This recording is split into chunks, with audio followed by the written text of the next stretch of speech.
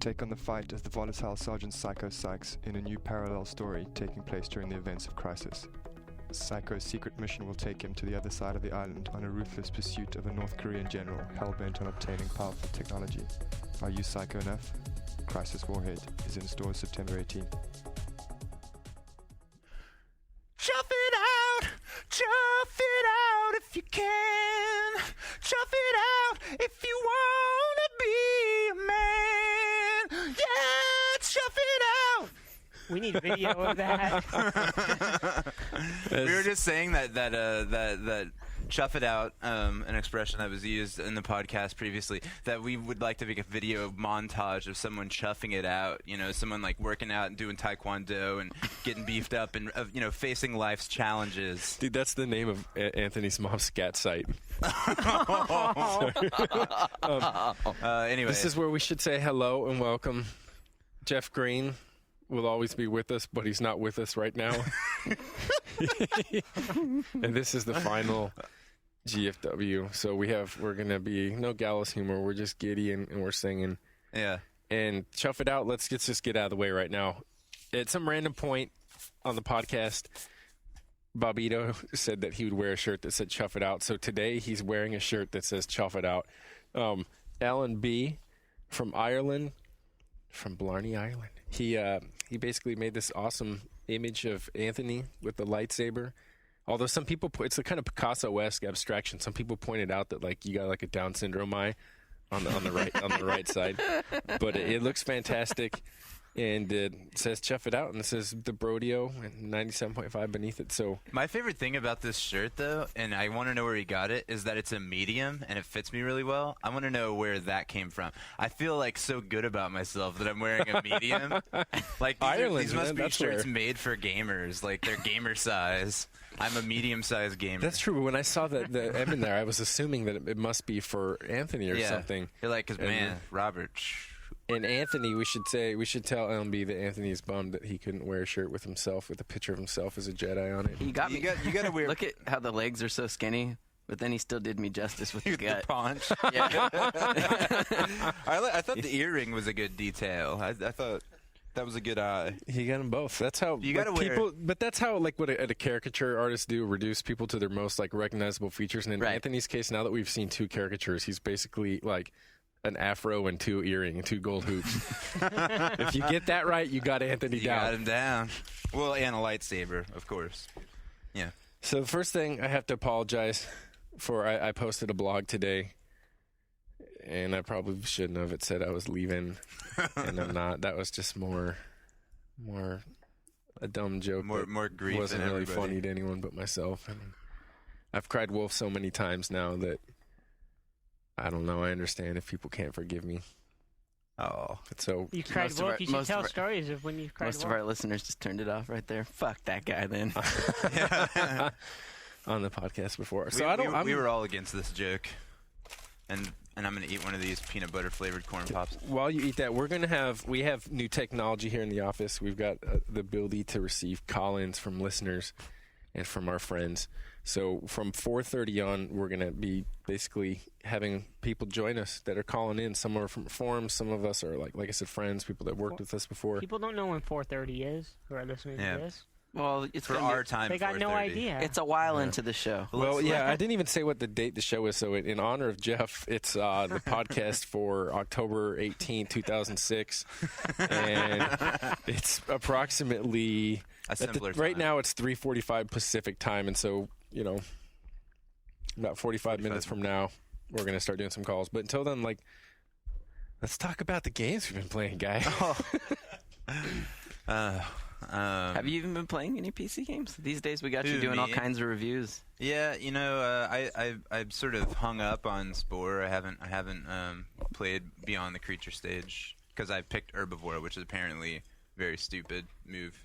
And I did start playing XCOM UFO Defense on Steam, which is a very old school game. A few of my friends have claimed that was their favorite game of all time, so I've been trying to figure that out. It started out with me spending 4 hours reading the manual, which is always a good way to start playing a game.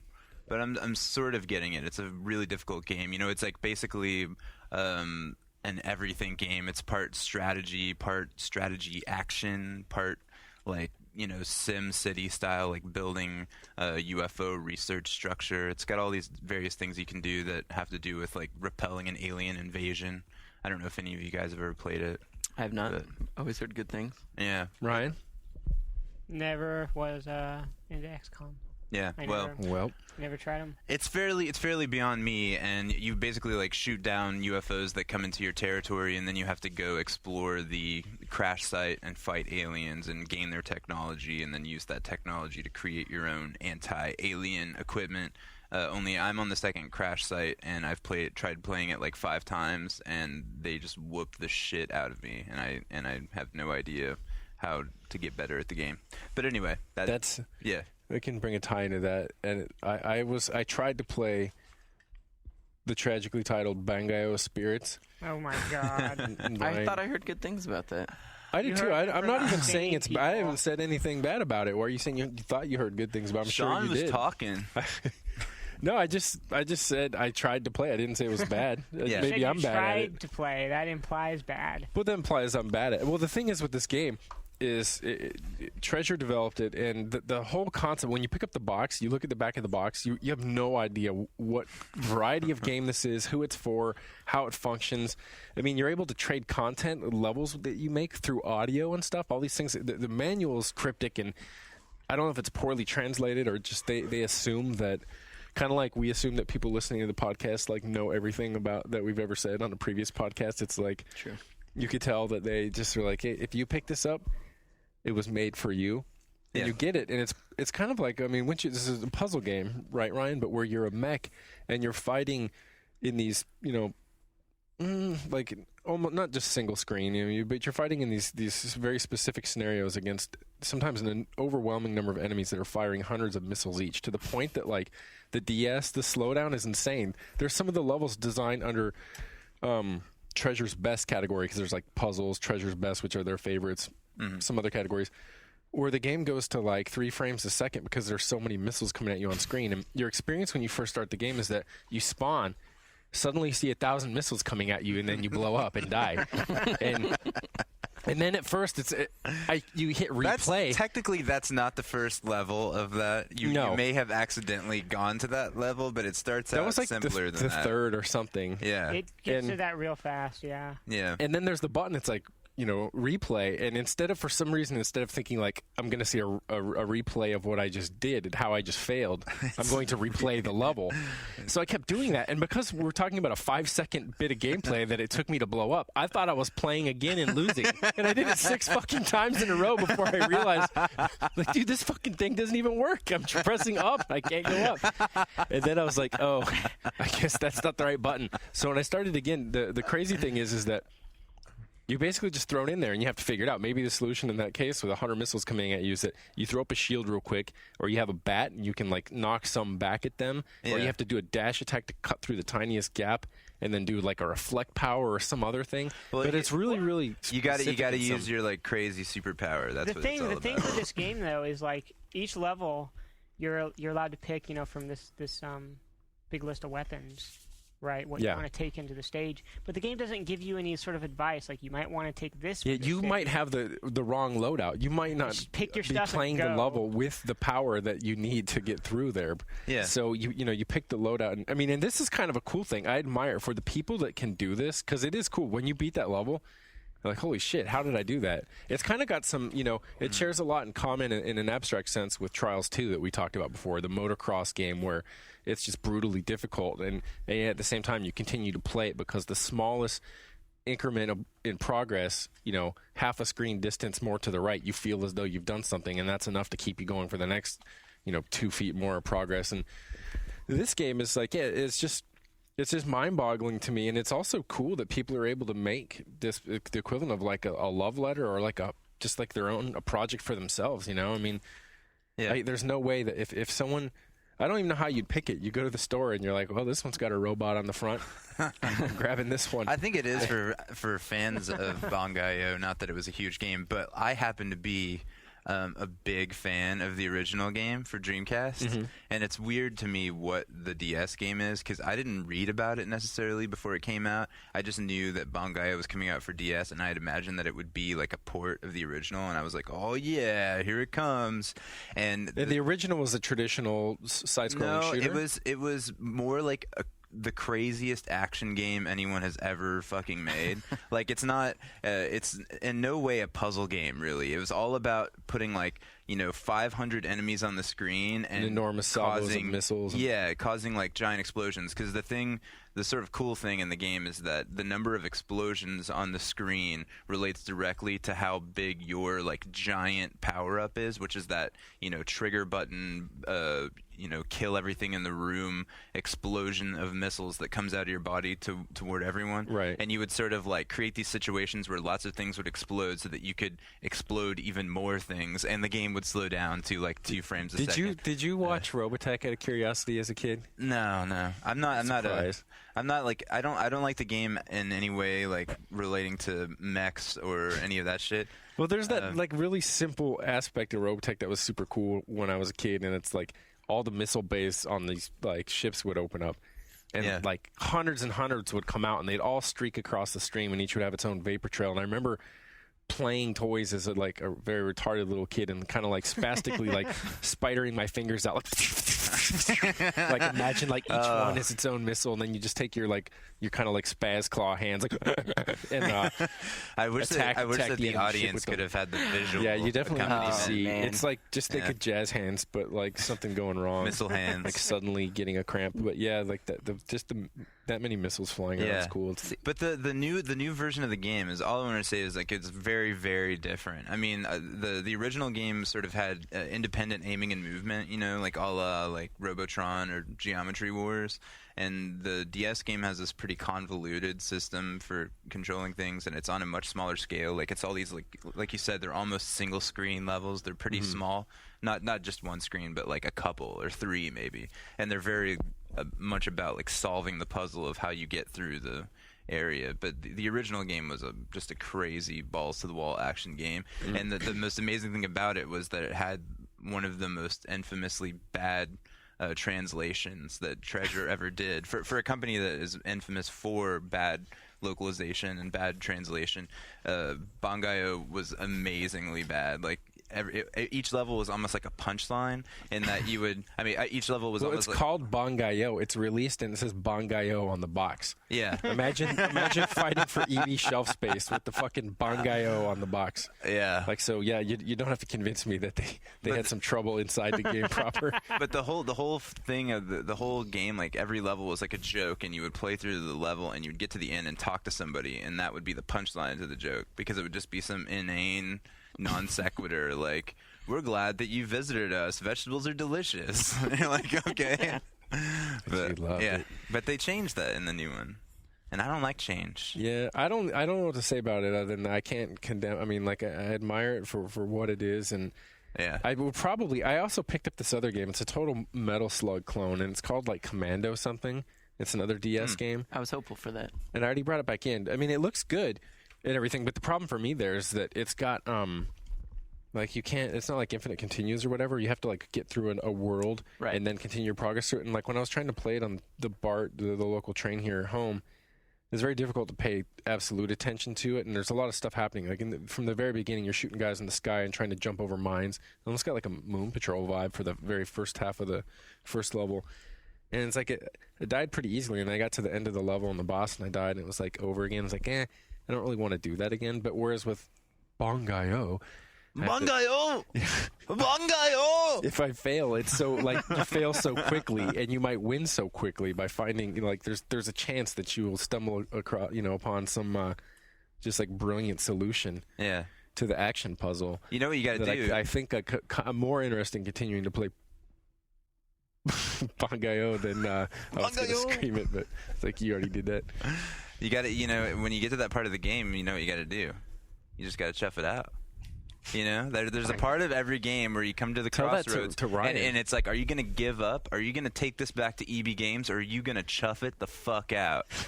You know, I'm totally ready for that to be like a message board meme for us, where it's like someone comes on and they're complaining, like in the NeoGAF off topic, and they're like, "My girlfriend broke up with me over my porn," you know, one of those, and the guy just says, chuff it out. Chuff it out. I'm telling you, you need to go to like one of those like wacky T-shirt websites with this idea. When I saw this shirt, the thing that I realized that I think we were completely ignorant of is we really should have been making merchandise this whole time. Well, 1UP has their swag shop, but it has a bunch of it's not nearly that products cool. of taste. Questionable merch. But I mean, if we had used like Cafe Press and stuff to try to make some, you know, timely shirts that related to things that were sort of hits that people were talking about now and then, it would have been cool. You know, people would have bought that stuff. You mean like we could have?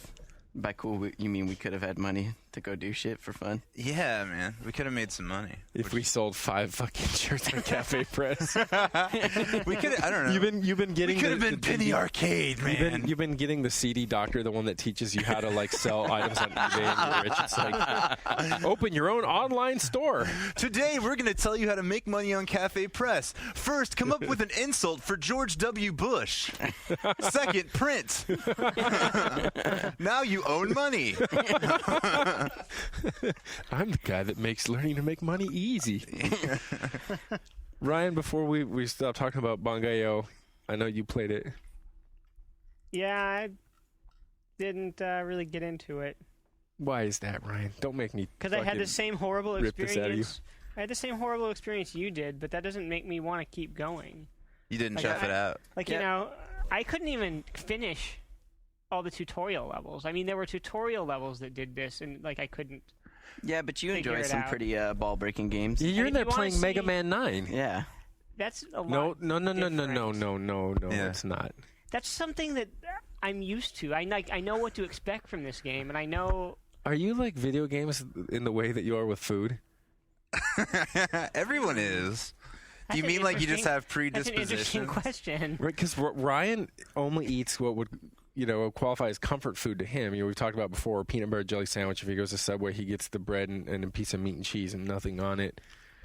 And Well, it's, okay, look. It's kind of like that one time when that Asian girl came up to Ryan, and he came and talked to us all about it, and he thought she was really cool, but Ryan does not. It has to be white girls or bust for Ryan. Oh yeah, I was not seeing that coming. Like until the very end, I didn't see that coming. I don't know what you're talking about, but I'll go along with it. Wow. So Brodeo and Mega Man 9 are both difficult games, and I was remarking on this earlier today to somebody else, but I like difficult games when the mechanics are like very clear, well-defined, like simple rules. Like Mega Man, you can jump and you can shoot. Brodeo has like, pick weapon A and pick weapon B, and you can fuse them together with the shoulder buttons. And, there's like 10 different weapons or something. It doesn't give you any help. It's basically a game of trial and error where, you hit start, go on a level, and you're dead in 2 seconds. Yeah, but dude, like, how do you know that when you get to the end of Tree Man, that you don't need Bong Man's weapon to kill him in Mega Man? You know how I had to figure that out. that's through trial and error. Yeah. But it's simply the mechanics of the game. We're just Right. fucking with you, dude. If Like it were, I got to point out the one thing that Brodeo does that is hilarious to me is that you play the tutorial, which is pretty elaborate, honestly. I mean, it must be like 18 little tutorial levels because it's a complicated game. I played 3 of those. And when you somehow ended up finish in the tutorial, they roll the credits. They're like, "That was a really good game. Thanks for buying it." Which I've never seen anyone do that before. It's a great joke. I mean, they roll like dramatic credits and everything. Nice. So, yeah. But Mega Man 9, I can't say much about that, but it's good. It's an NES game in 2008. Why can't you say much about it? Is it is a fucking Mega Man retro ass believe- WiiWare game under embargo? I believe it is. Yeah. Oh my. Dude, you can't talk about the one part where you fucking jump over like a peanut that comes out of its shell and shoot a dot at you. You can't talk about how you keep on falling off the disappearing platform. Hey, the disappearing platforms aren't that bad. Okay. Did you see that like promotional thing that I saw it on a blog earlier today? They were sending out like fake cartridges for Mega Man 9. It was like a cartridge. Yeah, I heard about that. And inside the cartridge, it was a case for a CD or something. And I'm sure it was just like a press kit or something. But it was kind of amazing. It would be cool if they actually could send the game on a cartridge that you could play in your NES. That would have been amazing. Wouldn't that be wonderful? I would play that game. I figure that if I don't know how this game was like programmed or whatever, but I figure if it is basically a NES game that could work in that format, somebody will figure out some way to make a ROM of Mega Man 9. That would be cool. Unfortunately, what you don't know is that Mega Man 9 runs on Unreal 3. Oh, is that what that is? Yeah. Huh. I think we're also going to have to talk about Spore, because unless you guys have had some time with Stalker Clear Sky or Crisis Warhead, both are out now, but we didn't get copies. Well, actually, we got one retail copy of Clear Sky in, and unfortunately, I'm looking forward to playing those from tonight on, but I mean, have you guys got to play? No. No. I didn't get to be on the short. So how about that Spore? Yeah. I'm up to the tribal phase. I'm approximately 15 minutes beyond where I was last time we talked about Spore on the podcast. Yeah. Well, yeah. And I'm where you are. I'm probably where you are now. Yeah. Well. So the deal for me with that, I want to keep going. But yeah, it's the creature phase is not so fun. I mean, I'm that sucks, because I think that's the best one too. So really, if you don't think that's fun. That my take on the game so far is that it's basically a way to get people acclimated to the conventions of a proper MMO, but in a casual space. So, for example, what happens in the creature phase is you learn about about forming a party, where it's like you just have a couple other species members join you, and you learn about questing and grinding. Except there's only one, and that's like you go to another nest, and if you're an herbivore, you play Simon Says until they all are happy. And you make 4 of them happy, and then that quest is done, and you get some XP, which is evolution points. Or if you're a carnivore, you go and fight them all, and then when you fight them, it's very much like an MMO. You know, you have your task, your special power bar down on the bottom, where normally you'd press your F keys if you were playing, Warcraft or something, and you click on bite and stuff, and it's much like an MMO. There's no the animation's all out of sync. You'll constantly just do this bite animation, and you'll clip through them, and they'll do their attack. And if you've got spikes on your tail, it doesn't matter. I mean, you're not like whipping them with your tail or anything like that, and it's just this really static thing. And so for me, what's happening is you just go around, and once you kill 4 at one nest, you go around to the next nest and kill 4 more, and you do that, and you do that, and you do that, and then eventually you rank up. And so this is the kind of game you hate, in other words. It is, but minus the multiplayer aspect. I mean, say the multiplayer aspect's there in the form of seeing creatures other people made, but not in the social aspect of like, let's make this interesting, let's do this together or whatever, let's go beat up, and let's know that this isn't just a nest of another 4 bots, but it's someone that like came into this game with all these principles about how they're going to be this wonderful herbivore that evolved into like a highly theistic species, and like let's just go over there and like crap in their nest or something. I mean, it was never advertised as that kind of game, but I'm just saying, like, it's even less interesting to me than like an MMO or a typical MMO because of that. The only other thing about that is just like, I see that because you get the DNA, and it's the equivalent of loot and loot drops. It's like, you picked up, instead of like Turbo Gauntlet, you pick up the Turbo Scale or Spike or something. Mm-hmm. And like, if you're not used to all that in those conventions in other games, maybe that's there. Like, say, your little brother or sister, like, and that's their first real experience with loot drops and grinding, and they're like, yeah, this is totally fun. I can't stop playing this because I want to get the next DNA drop or something. And I mean, which is to say, I think it's for someone else other than me. Yeah, I mean, I was just thinking about that guy earlier today out in front of the office that was like, we were talking about video games and he just brought up Spore casually. Yeah, some random dude out there. You know, like how Will Wright's been talking about, on NPR and stuff, he's like, this game, we're really hopeful that it will inspire a generation of future scientists. Yeah. Like, that's his shtick about it, whether or not you believe that. But I actually think that maybe, if anything, it'll inspire like a new generation of maybe game developers, in the sense that games like that or Little Big Planet that let you do and create on an easy way, maybe it'll get people to be like, man, maybe I really would like to make games because they start seeing how things animate and stuff like that. Like I think at some point though, let's take the difference. There's always, I mean, I don't know. I'll play devil's advocate. I haven't made up my mind on this, but there's always an ability to mod a game or do all these things and to spark that same interest. Isn't this kind of like saying that a color book is responsible for the future, Picassos of the world?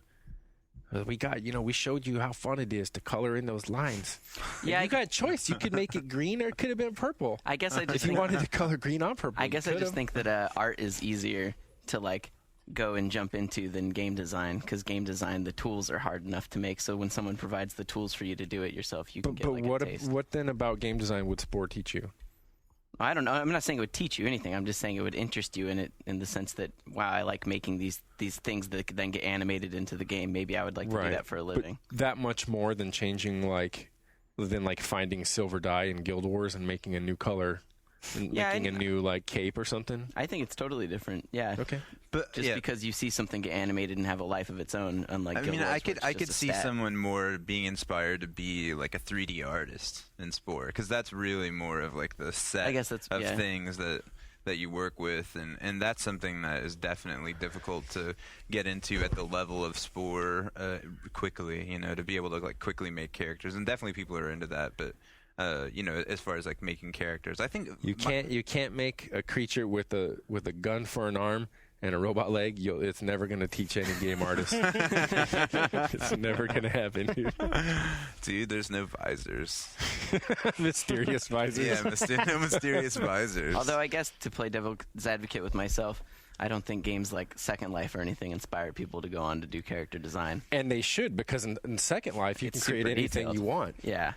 Second Life only inspires people to masturbate. Second Life is like a box of Play-Doh. Yeah, I've seen people make some ridiculous Spore is a box of Play-Doh that you have to put into... Well, not necessarily. Let's just say it's a box of Play-Doh with the Super Friends molds or the Star Wars ones. You can maybe do something... It's Lego. No, Play-Doh, they used to... Maybe it's Lego. No! Listen, remember it would be like a mold and you put the Play-Doh in there and you stamp it and you get a shitty little Play-Doh like C-3PO or something? Hell yeah, I had the Ghostbusters one. What did you do with that? When you make a Play-Doh figure, they all are going to get smushed or blown apart or in your case eaten. Tastes like salt. Tastes like salt. Tastes like salt. It's a little more open than that. Come on.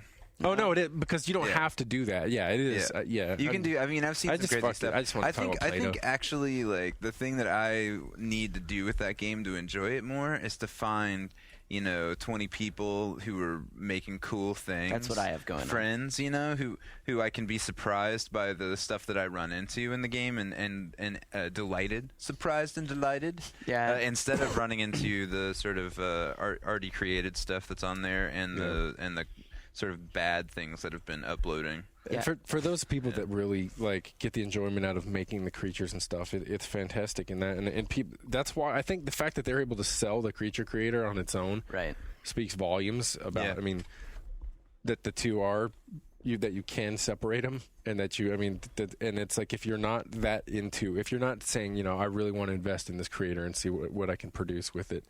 The game itself is not going to. I mean, insofar as you separate the game from the creation of creatures, it's not really going to. Yeah, I guess you're right. The whole game really is just a single-player MMO that's an excuse to find time to use the creature creator for building ships, building your houses, building everything. Yeah. So. You know what? I could really see expansions for that game, though, being kind of surprising. When you see expansions for the Sims, it's usually new behaviors that a Sim could do, new going out on dates or going on vacation or whatever. New objects to get whereas to add to the with world. Spore, I could see it being actually new games. Take your Spore characters and put them in this new game situation, an entirely different thing. Change the entire rules if they want. They can then make, because you talked about in a story you did for One Up about some of the prototype stuff where there was originally a phase where you're forming planets with using gravity and all these other factors, and how it's simulating all these other interesting things that didn't ultimately make it in the game. They could then reintroduce those types of games and that kind of gameplay, but without risking alienating the audience that they're chasing now with the game that did come out. Yeah. I mean, I guess then you could fragment it, but then it doesn't matter. It's an infinitely customizable Spore where you do different things with, or maybe it'll be boring and it's just here's the Sea Creatures expansion or something. That's what I was thinking. Or something else I mentioned, like, I mean, you can really do far out stuff. And since it was in the sci-fi, I mean, you know, you have like parallel universes and stuff. Like, what happens if there's a pack where it introduces like where it's really screwy? Yeah. It's like whole different sets of physics, and it goes into definitely science fiction even more so than it is now. I mean, I could see it like abandoning, you know, the scientific aspect and the whole, you know, exploring the universe thing, and just doing Spore Olympics, you know. What happens when you put your aliens up against your friends' aliens, you know, and races and, you know, things like that. Just, you know, different games. It would be like your Spore Creatures are like Mii's or something. Sorry, we're distracted because there's someone trying to come into the room. Really? Through the walls. Oh, you guys were like, I was like, what's going on over there? Yeah. We're going to have to take a break right now, so let's get that out of the way. Take on the fight as the volatile Sergeant Psycho Sykes in a new parallel story taking place during the events of Crisis. Psycho's secret mission will take him to the other side of the island on a ruthless pursuit of a North Korean general hell-bent on obtaining powerful technology. Are you psycho enough? Crisis Warhead is in stores September 18th. Shawn is such an asshole. You're such an asshole. Why did you come on here and tell everyone that you weren't leaving? I don't know. I thought that would be funny. Who, audience at home, was it funny? Shawn is actually leaving. Are you laughing now? The whole point is that now nobody knows it gets as it gets as convoluted as it's David Fincher, right? The director. He made the movie called The Game. Yeah. And the whole notion with that was that someone is how would you break it down? Someone pays to play a game, but the conditions of the game are that you don't necessarily know you're in a game, and it's basically like you're fighting to survive. I mean, you have all sorts of action. You basically turns your life into an action movie. The kind of life that most of us won't experience and live to tell about. But then it constantly flips it. Is it a game or is it real? Well, what's the difference? I know I'm being followed by invisible men. Life is good. Why am I so miserable then? No, so it keeps going, like, it keeps flipping back and forth, and at the end you're like, you know, I don't give a fuck if this is real or if it's a game. So like I kind of just doing that. Okay. So you want to make everyone just not give a fuck? No. Oh. I don't know. So yeah, I am leaving, and I don't know, man. Now it's awkward. Now I got to feel like Jeff did last week. I guess I could talk about the good stuff first and say where I'm going. I'm joining 2K Boston, the team that produced and created BioShock, and I will be associate producer on the project. And it's a pretty interesting structure over there. Everyone continually reminds me that it's a meritocracy, and if all goes well, then I will learn a great deal about design and other aspects of, you know, game creation in the process, and hopefully be doing a whole lot of fun stuff. So can you confirm that he is making the new Spider-Man? That I can confirm. They let me say one thing. They're like, you know, don't give any details. Just say that it's the new Spider-Man. And it's no, that's another lie. I'm going to get in trouble. So it's not. I can't say anything about what it's going to be, and that's going to be the difficult part. But it might be Spider-Man. It's not going to be Spider-Man. I can tell you that. It's not going to be Spider-Man. The fuck, man? Sure? So yeah, I mean, every time you find Mary Jane, you have to, you know, harvest or save. So now, shit, I want like other people to talk, but I don't know what to say. Like, this is like an we'll just give you your exit interview. Like, I'm still kind of like figuring out that this is all real myself. Everything's happening so quickly, and like, I mean, this is another reason why I wasn't able to play games. Is like I've been looking for, you know, to relocate in the Boston area. I'm gonna have a big, you know, logistical issues ahead of me before I jump in. But I mean, I'm really super excited. I mean, it's like I've always felt like I've done best when in just different phases in life when I go to something new and I have to prove myself all over again. And in the past, that's meant like going from one college to another, or going to grad school or something, and then joining EGM, and just being like who's this guy? Like, what the fuck, you know? And like having to say, well, I'm gonna have to do something to show people that I could justify being here. And I really live for that, and I'm super excited about that. It's gonna be cool to. I mean, I'm not just like, you know, blowing smoke up your ass. I'm really excited to be learning all this new stuff. And I mean, God, after all these years, I mean, there's so much I want to do, and this is the hard thing too. There's so much I just can't talk about. I mean, it's so now I know what it's like to be on the other side already, even though I'm not technically there. Where it's like I wish I could tell you I wish I could tell you what the project is. It's other than that, it's just going to surprise everyone. And I mean, I wouldn't have just made this switch for anything. And I mean, this is something I'm entirely behind. The people there are.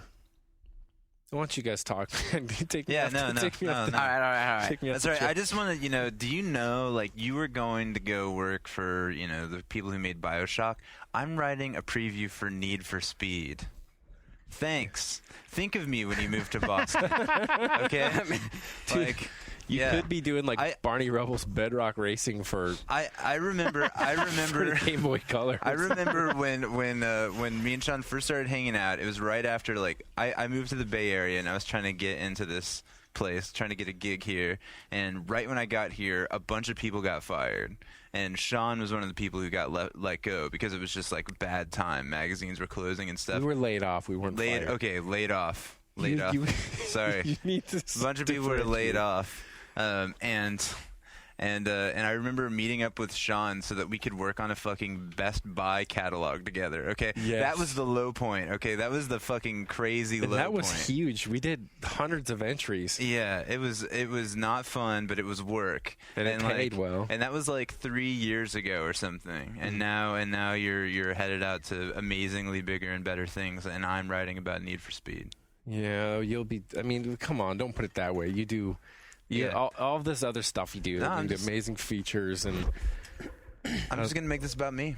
You need to chuff it out. Let's just put it this way: I feel totally grateful, and I mean, I'm grateful to everyone that listened to the podcast because, I mean, that played a part in it. I mean, it was amazing to go for interviews and have many of the people I'm speaking to know something about me because of the podcast. Yeah. And I mean, even just this week, the amount of just the things that people are doing, the videos and the audio stuff they do, the shirt that you're wearing, the candy Dave and Lo sent. We're eating some corn crisp from Korea that tastes like peanut butter Captain Crunch. Yeah. And all that's I mean, that's going to be obviously the hard thing to give up, right? I mean, I think we can all admit every week there comes a day when the podcast comes out and you love going on the threads and stuff and seeing what people are saying and stroking your ego or picking fights with you, whatever it is. It's people are just paying attention to you. Yeah. And it's I mean, that's a hard thing to give up. That's a thrill that I usually only experience on Craigslist when I post pictures of my dick. I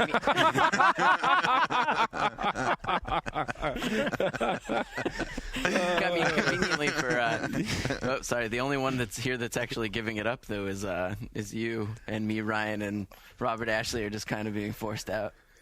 No, well, I'm just kidding. You guys are more than welcome to carry on GFW Radio. I don't think we're going to carry on GFW. No, this is the last the end GFW. of the Brodeo. Honestly, losing Shawn Malloy was one thing.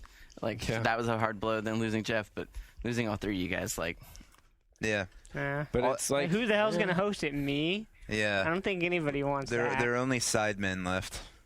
No, you guys aren't sidemen. But we're talking about how, what to do next. Yeah, so maybe we'll carry on, maybe we won't.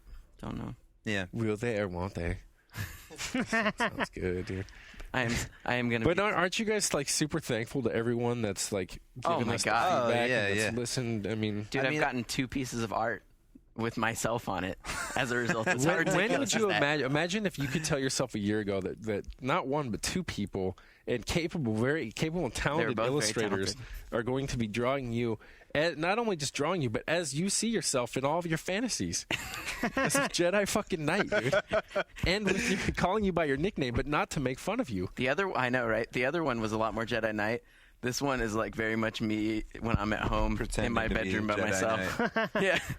Yeah, this has definitely been the best thing for me, especially the last few years. I mean, everyone when they do this thing, when they start writing and stuff, they want to find an audience, somebody who gives a shit about what they're doing, and it's hard to do that when it comes to writing, really hard. And I was surprised by how awesome the Brodeo fans have been, and I've really enjoyed having a chance to talk about dumb shit and have people think that was funny to listen to. So, yeah, and do paintings of it. Yeah, and do paintings. Like, yeah, of it. look at that. We've got paintings of Yaddle like lactating, and someone took and made like, you know, they made green yogurt or milk or something, and they put hair in it. Maybe they cut their own hair to put that in there.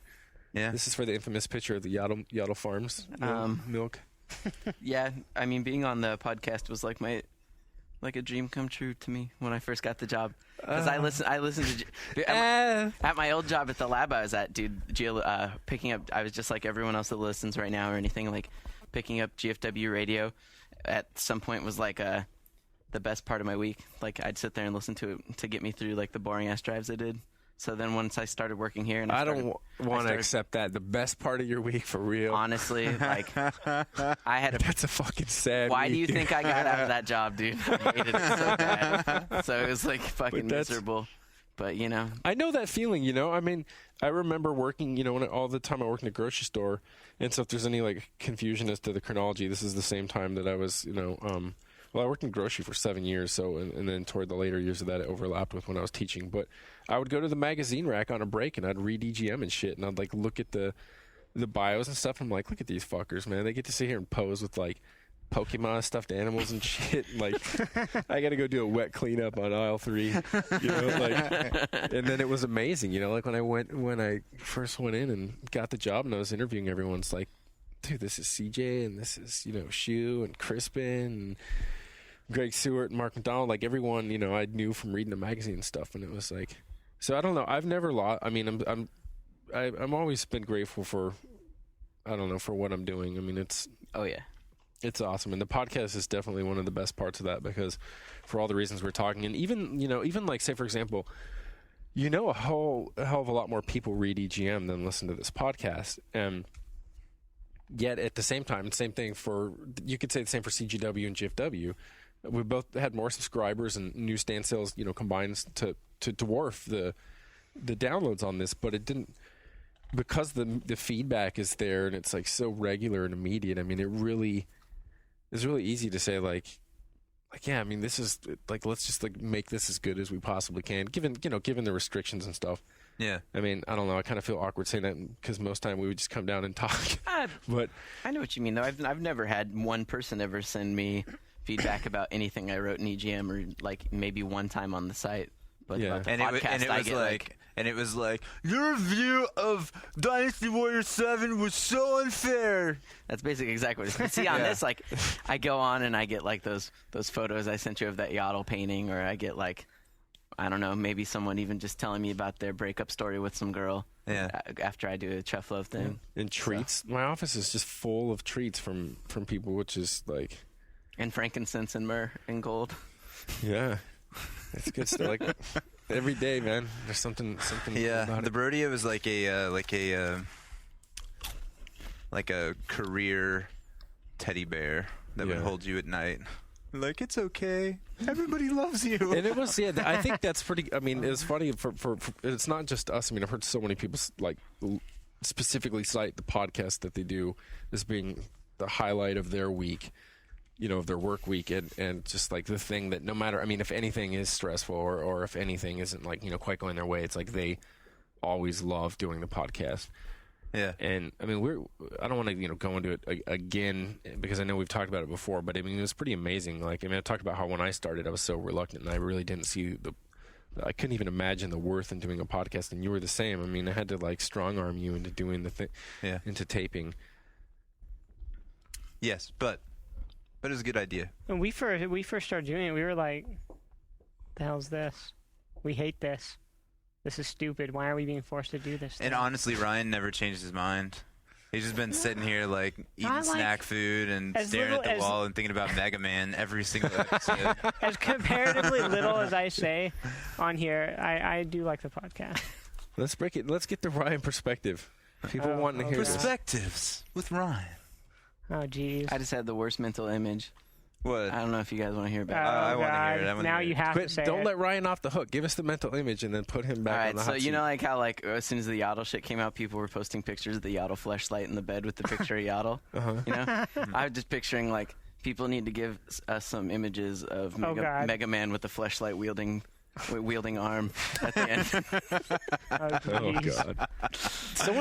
That's already up on DeviantArt somewhere. Just search it. And it wasn't a joke. Yeah. Yeah.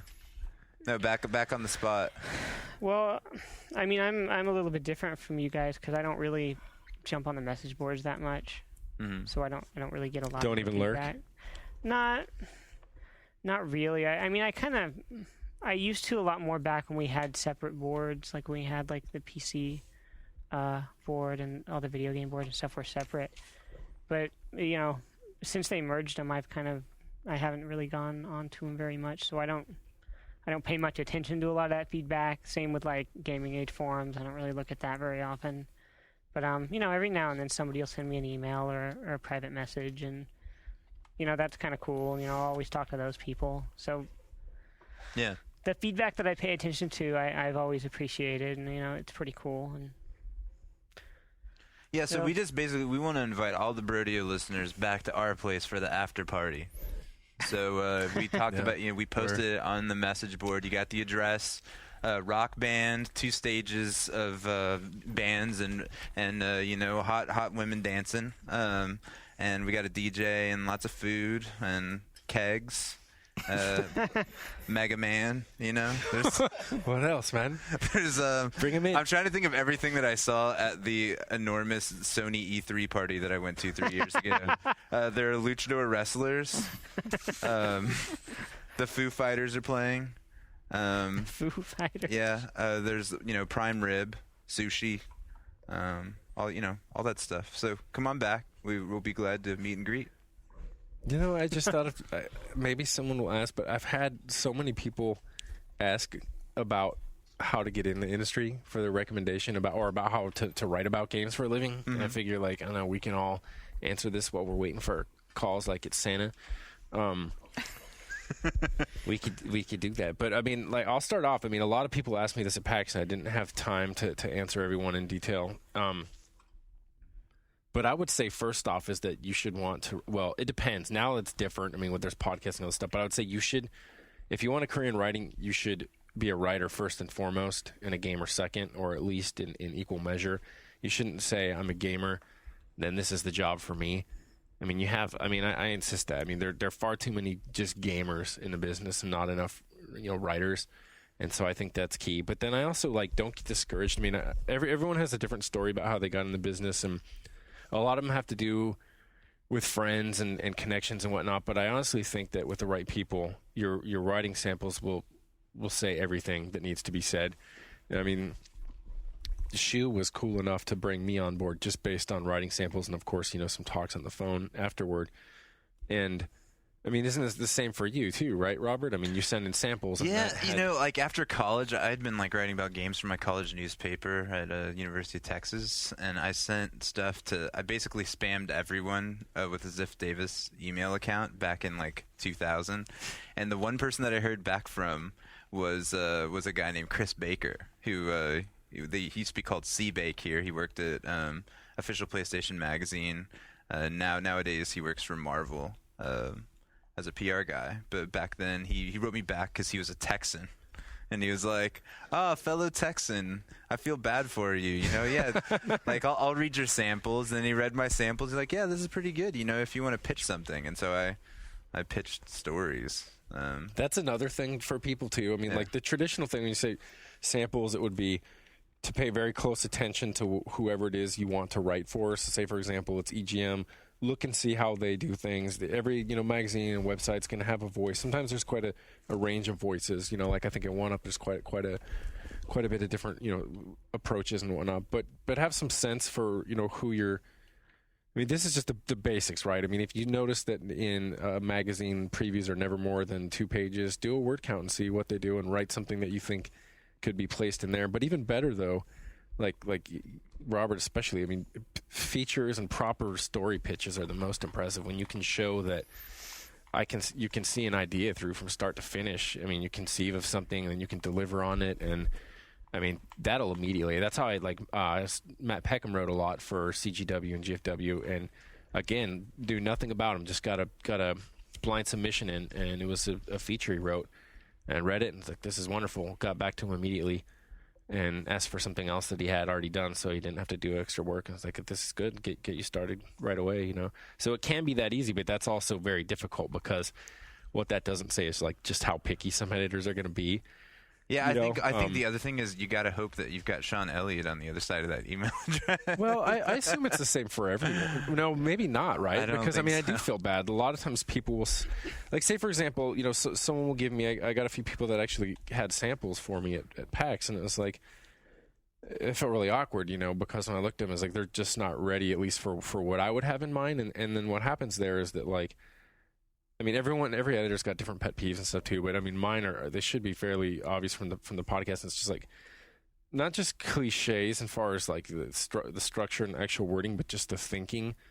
I mean, when you're seeing, just when you read, if you like, say for example, you read a sample preview, and when you're done, you're like, why did I read this? There's not really any point. It's not that it was like horrible or anything, but just like, there was no unique thinking. There was no, you know, perspective or anything behind it. We got our first call. Magnon.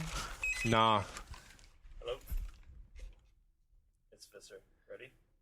3, 2. This is exciting. We got a call. All right. Say something. Hello? Oh, my God. Is it working? Oh, shit. It is. We have made contact. Is it working? Yeah. Can you hear us? Wet? Are you wet? You say, are you wet? No. Is it wet? Not are you wet? Okay, so he can hear us. Real quick, who is this? This is Luke. I know, man. I was trying to set you up to play with that. I mean, come on. I'm not gonna come on and do a voice. I want to call in because I think it's great for you and sad for everyone that you're leaving. Thanks, Lou. I didn't want you to do a voice. If I was there right now, I'd give you like a sweaty hug. Oh. I'm just taking a break from. I've just been playing Xbox Live and eating pizza all day. I'd take a break, stop stuffing my face, and give a call. Good shit. So hey, I saw you at PAX. Like, what? You got an interesting anecdote from when you were at PAX? Dude, yes, I actually do. So I'm walking out of the venue, and you guys probably get this. You guys probably get this all the time. I'm walking out of the venue, and a kid stops, and I let out a huge, like, a massive sneeze, like one of those sneezes that like a 2-year-old has, where like snot goes everywhere, and I'm like, I sneeze like into my right hand, and this kid's walking by, and he's like, "You're Luke Smith." I'm like, yeah, dude, I am. I'm Luke Smith going to get a Kleenex. He's like, I would just really like to shake your hand. Like, listen, bro, I wipe it down a jean leg, like, listen, I just sneezed in my hand. He's like, I don't care. I just want to shake your hand. So I did, and I'm like, that's the most disgusting thing I've ever seen in my whole life. It was like the goatsy of handshakes, and I couldn't look it. It was a disaster. I did. The closest I came was like I just got done taking a piss, and I'd washed my hand, but like all the paper towels were gone there. I mean, God knows what was happening to them, but like, and then I immediately came out and someone wanted to shake my hand. I was like, "It's clean. It's just water. It's not piss." And it wasn't that bad, I guess. Did you give him like a courtesy shake though? You like shake your hands off a little before you did it? Yeah, and I felt all awkward because better that than like, I don't know, man. Could you? For some reason, I think you could probably have pulled it off where you didn't have to wipe your hand. You could have just acted like, this is just how it is, man. When you shake my hand, this is what happens. Yeah, I mean, it was gross. It was just, I mean, I don't ever wash my hands when I pee anyway. I mean, I just would have let him touch dick. Dude, that's actually upsetting to me because I'm joking. I wash thoroughly. I carry Purell in my back pocket. You're saying that because in case it gets back to any of your coworkers, man. You know, Shu was neurotic here about that when he worked here. He used to put up like posters and stuff in the bathroom. Like, someone pooped and forgot to wash their hands. I was in here when they did it. That's disgusting. I'm not going to say who it was. He would come back and aim me too, and he would tell me who it was, and it would be like, what am I supposed to, what am I supposed to go tell him? Like, hey, go get him, Shawn. Yeah, dude. You go tell Fitch. Oh, let's not go there. Do you got any advice for Anthony, aka Chuff? He's basically he needs your romantic advice. He's single and he's on the market, and he needs to know how to be a player. Oh my God, it's like the blind leading the blind. Is that the dude with like the afro? Is that the man we're talking about? Yeah, that's the dude. Yeah, okay. Step 1, haircut. Oh, shit. Step 2, clothing upgrade. Oh, dude, where's this coming from? Are you gonna send him You want to get like? I mean, it's like Queer Eye. Are you gonna send him? Not nice. Send him a box of Halo shirts? Yeah. You interested in the Master Chief? There's a whole bunch of shirts I can send you. Chicks really dig it. Dude, Anthony, what do you make of that? I don't know. I think you're dressed for success right now. I think it's all about who your receptive audience is. Like, it depends on where you're. So you're like trying to attract what exactly? I'm just saying, I'm really interested in understanding what you think you're. With the hair. Hold on. I just want to point out that the last girl that I went on a date with, when I even said who it was, without even saying her name, Robert Ashley, you fucking stopped me and high-fived me. That's how excited you were. That's true. But granted, I'm a married man, and I'm pretty much excited about any talk of opposite sex. That's how it's funny. We ended up being on the sidelines. I'm always giving Anthony advice, and you're like, shit, I've become that dude. Yeah. Like the old guys I used to work with in the grocery store. To Anthony's date, actually. Okay. I want to go back to that. So that was the first date. How's the second one? Well, are you talking about there hasn't been any other girls since that girl? So. You're still with the same one? No, I'm not with her though. It didn't work. It didn't work out. That's why he's asking for your advice, man. Well, she said she liked my hair, Luke. But not enough to go out with you again, huh? It wasn't his hair. I think it was in the way that it got. Anthony, are you comfortable with me breaking this shit down? Yeah, fucking do it.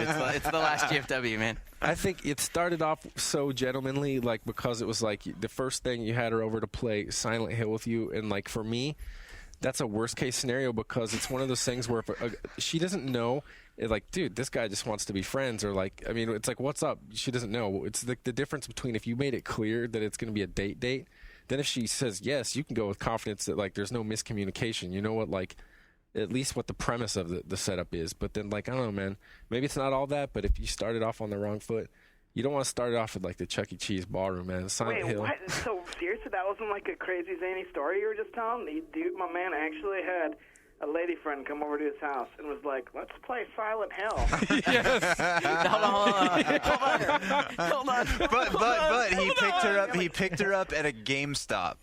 So but hold on. This was something she wanted to do. I was just obliging her. She suggested it? No, right. She wanted to she did want to play Silent Hill together, and I was like, all right, so why don't we do that sometime? But you should take this lesson though. Seriously, I'm not fucking with you. You should take this lesson and remember this this is what she wants to do. When your wife someday tells you that she wants to have kids, just remember the Silent Hill date. And I just want you to that's a pro tip, and that one's free. Thank you. I actually really appreciate that. That won't even be in my book.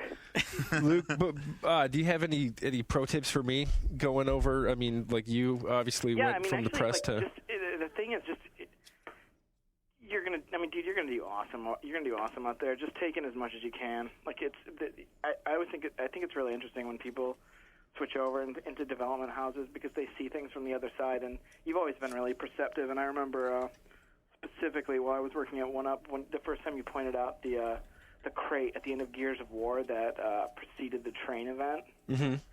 The first time you pointed that out, I was like, man, I didn't even see that. That was totally pulled over my eyes. And just your ability to make those observations is going to be something that's totally valuable. Have you already said where you're going? Yeah, I have. Okay, cool. And now. That's going to be totally valuable to those guys there, and it's great that they recognize that and have a place for you there. I think it's going to be awesome. Just sponge it up. But can you let it wash all over you, Can you give him some tips on how he can deal with the amount of snack food available to someone at a video game developer? I mean, dude, I've been prepping for it. Our fans have been sending it. It's true, but man, I mean, it's dangerous. I mean, you go in a video game developer, and it's just basically half computers and half a giant stockpile of Doritos and various energy drinks. Yeah. And I don't know if Shawn's prepared to handle that kind of high fructose corn syrup diet. I would assume that they'll have a pretty healthy selection of fruit. I recommend smoked almonds, actually. Oh, High man. protein, very filling. A good kickstart to the day. God. I start each morning with, once I get to work. Did you have... morning with smoked almonds and a delicious latte from the local Starbucks. That's Seattle style, though. I don't know what the deal is in Boston. What's a Boston? Well, chowder? you start with a shot of whiskey. Okay. And you make your way to the Aerosmith show. Oh, come on, man. It's not like Ocean Shores or whatever. Dude, you wake up, you kiss your Tom Brady poster, you wank it in the shower to, is Manny Ramirez still there? I mean, I don't know who's on Boston now. Is Greg Ford in the room? No. I have a friend from Boston who's always telling me about the local nomenclature, and he was saying that he had gone home to visit some friends and go to his brother's wedding, and one of his friends was hanging out with him in the parking lot after the wedding and saw some super hot girl walk by him and said, "Look at that babe, she's got such a sweet dumpa." A what? Dumpa. A dumper. A dumper. An ass. A dumper? dumper. You actually refer to her butt as a dumpa. Like referencing the poop that comes out of it. Yes. And it wasn't, it was like he was really attracted to her, but he said dumpa. Look at that ass looks like he can shit really well. I mean, what kind of man is that? That's ridiculous. Oh, I don't know. So, Luke, after oh my God, I'm already getting it. So after you switched over and left one up yours and one up, did you have any periods where you second guessed yourself, or did you get over having the podcast feedback on a weekly basis fairly quickly, or do you still go on Gaff and look for and search for instances of your name? I don't actually. I've left all the searching for my name to Shane. Who's wildly obsessed and consumed with me. It's actually freakish. He's registered on BungieNet, sends me messages all the time. Are you serious? The world will never know. I'll never out his gamer tag or anything, or his Gaff username. It's so close to not do it just now. Let's do it right here. No, I can't do that to him, man. I'm not gonna... The freaky thing is that it's an account a lot of people are familiar with. I'm not even going there. Well, I will say this: it's right under your noses. One of these days, Shane will fess up and he'll say who he is, and everyone's going to be like, "Oh my God, it was so obvious." Yeah. We never thought of it. To go back to your real question, hit it up. I mean, there have been a bunch of incidents where things have happened in gaming that I thought that make me. It's never regret. It's just like, oh man. Like I said to someone here about the Ensemble closing last week. I'm like, man, there's a story to tell, and I just hope that someone someone covering the industry finds a way to tell it. And it's stuff like that where there's like a big event or an interesting sales period, or if there's a game where I feel like the reviewers got it right or got it wrong, or I wish that I could have shared what I thought about it in a frank way, outside of the confines of my work with Bungie. Right. But stuff like that, absolutely. The studio closer shit is tough, and I totally know where you're coming at on that. And I mean, we always felt guilty whenever something like that happens, and we don't have anything to say. And when Vanguard went down, Ryan had just a huge amount of reporting done, and ultimately wasn't able to use it because it was so. I mean, he was basically sitting on a number of bombs and ultimately just didn't have permission. I mean, he had people that were talking to him and then realizing, I shouldn't have said that, and coming back and saying you can't use that, and all sorts of stuff I can't even get into, but it sucks. I mean, sometimes the absence of the stories on these things doesn't necessarily mean that no one thought of it or didn't try, but some shit came up. But yeah, I mean, I think that'll be the frustrating thing. I mean, do you ever sort of PM people that still write and say like, hey, man, you ever think about doing this story? And then they're like, just shut up, man. I wish that I would do that, but no, that's not really my place. I mean, there's a bunch of folks doing really good work, and that's a temptation always to be like, oh man, if only someone would get on that. But it's just, I can't do that. I want to be pretty separated from that. I want to know what everyone here, and you included, think of just like the rise of both the gamerocracy, but also like tabloidal aspect of game coverage. And specifically what I have in mind is this week a number of things came up. One was the allegation that Google was buying Valve, and then there was something else, and it proved to be totally spurious. But what what's frustrating is that, you know, people know they can get clicks by just rumor mongering, just generating, making something up. And then another site's like, oh, we can get even more clicks by disproving this as you know, being fake or whatever. And it's like you just get, I don't know, I'm worried of the point when you have just this whole aspect of the industry that's basically making shit up, and then someone else, you know, like the symbiotic relationship, like, okay, you make some bullshit up today, and then we'll disprove it, and then all right, tomorrow's your turn to make some shit up, you know. And it's like this is self-sustaining rumor mill. I don't know, man. It's the power of banner ads. I was just thinking about that because remember that picture we just took in 7-Eleven? Because in 7-Eleven we saw that poster that was like, pre-order your games. Oh, shit. And the top one was Fallout 3 at 7-Eleven, and it said 360, $59, PS3, $59, PS2, $49. And Shawn was like, oh shit, we could run that as a story about the hidden skew of fucking Fallout. You passed up that ad money? I told him as a joke, I'm like, take that picture. Like, someplace would seriously run that as a news story. I did take it, and I showed it to our news editor, and he just laughed, which is good. So good. I mean, I think that, the term I used to use for it was scoreboard whoring, because whatever, I can't remember what that game tab is, like the collection of headlines. It's a Ziff Davis site, or was. I don't know the status of it now. But it's like a collection of headlines, and it bumps like the stuff that gets the most traffic to the top. And some of those headlines, like that, like $42.99 or $49.99 PS2 version of Fallout confirmed, like that'd be like a #1 hit on Game Tab instantly, right? Like, yeah. I think that the problem is just it's some of the stuff that, I mean, it's a really difficult model to sustain. I mean, it's some of these sites pay per post, some of these sites it's ad generated, some of these sites bonus based on traffic volumes. I mean, just the model fueling it can be a really dangerous one. And I think when it comes down to it, it's like there's only so much real news, like official news you can have, and that stuff kind of comes out, you know, of the actual, you know. And honestly, that stuff's kind of boring. Yeah. Like, is there? I mean, you know, like it's a press release, so write it up. Like, that's not fun, man. I remember, like, I never wanted to chase the press release. I always want to try and find something more interesting, try and find like a real story. And that's the thing about it is that's hard work. Like chasing a real story. I remember some of the stuff that Shawn worked on while I was there, and I was like, it's gonna be. I mean, that's gonna be a battle to. But then it like. Into that. Yeah, I mean, I think I know specifically like the PR story that Robert worked on. You know.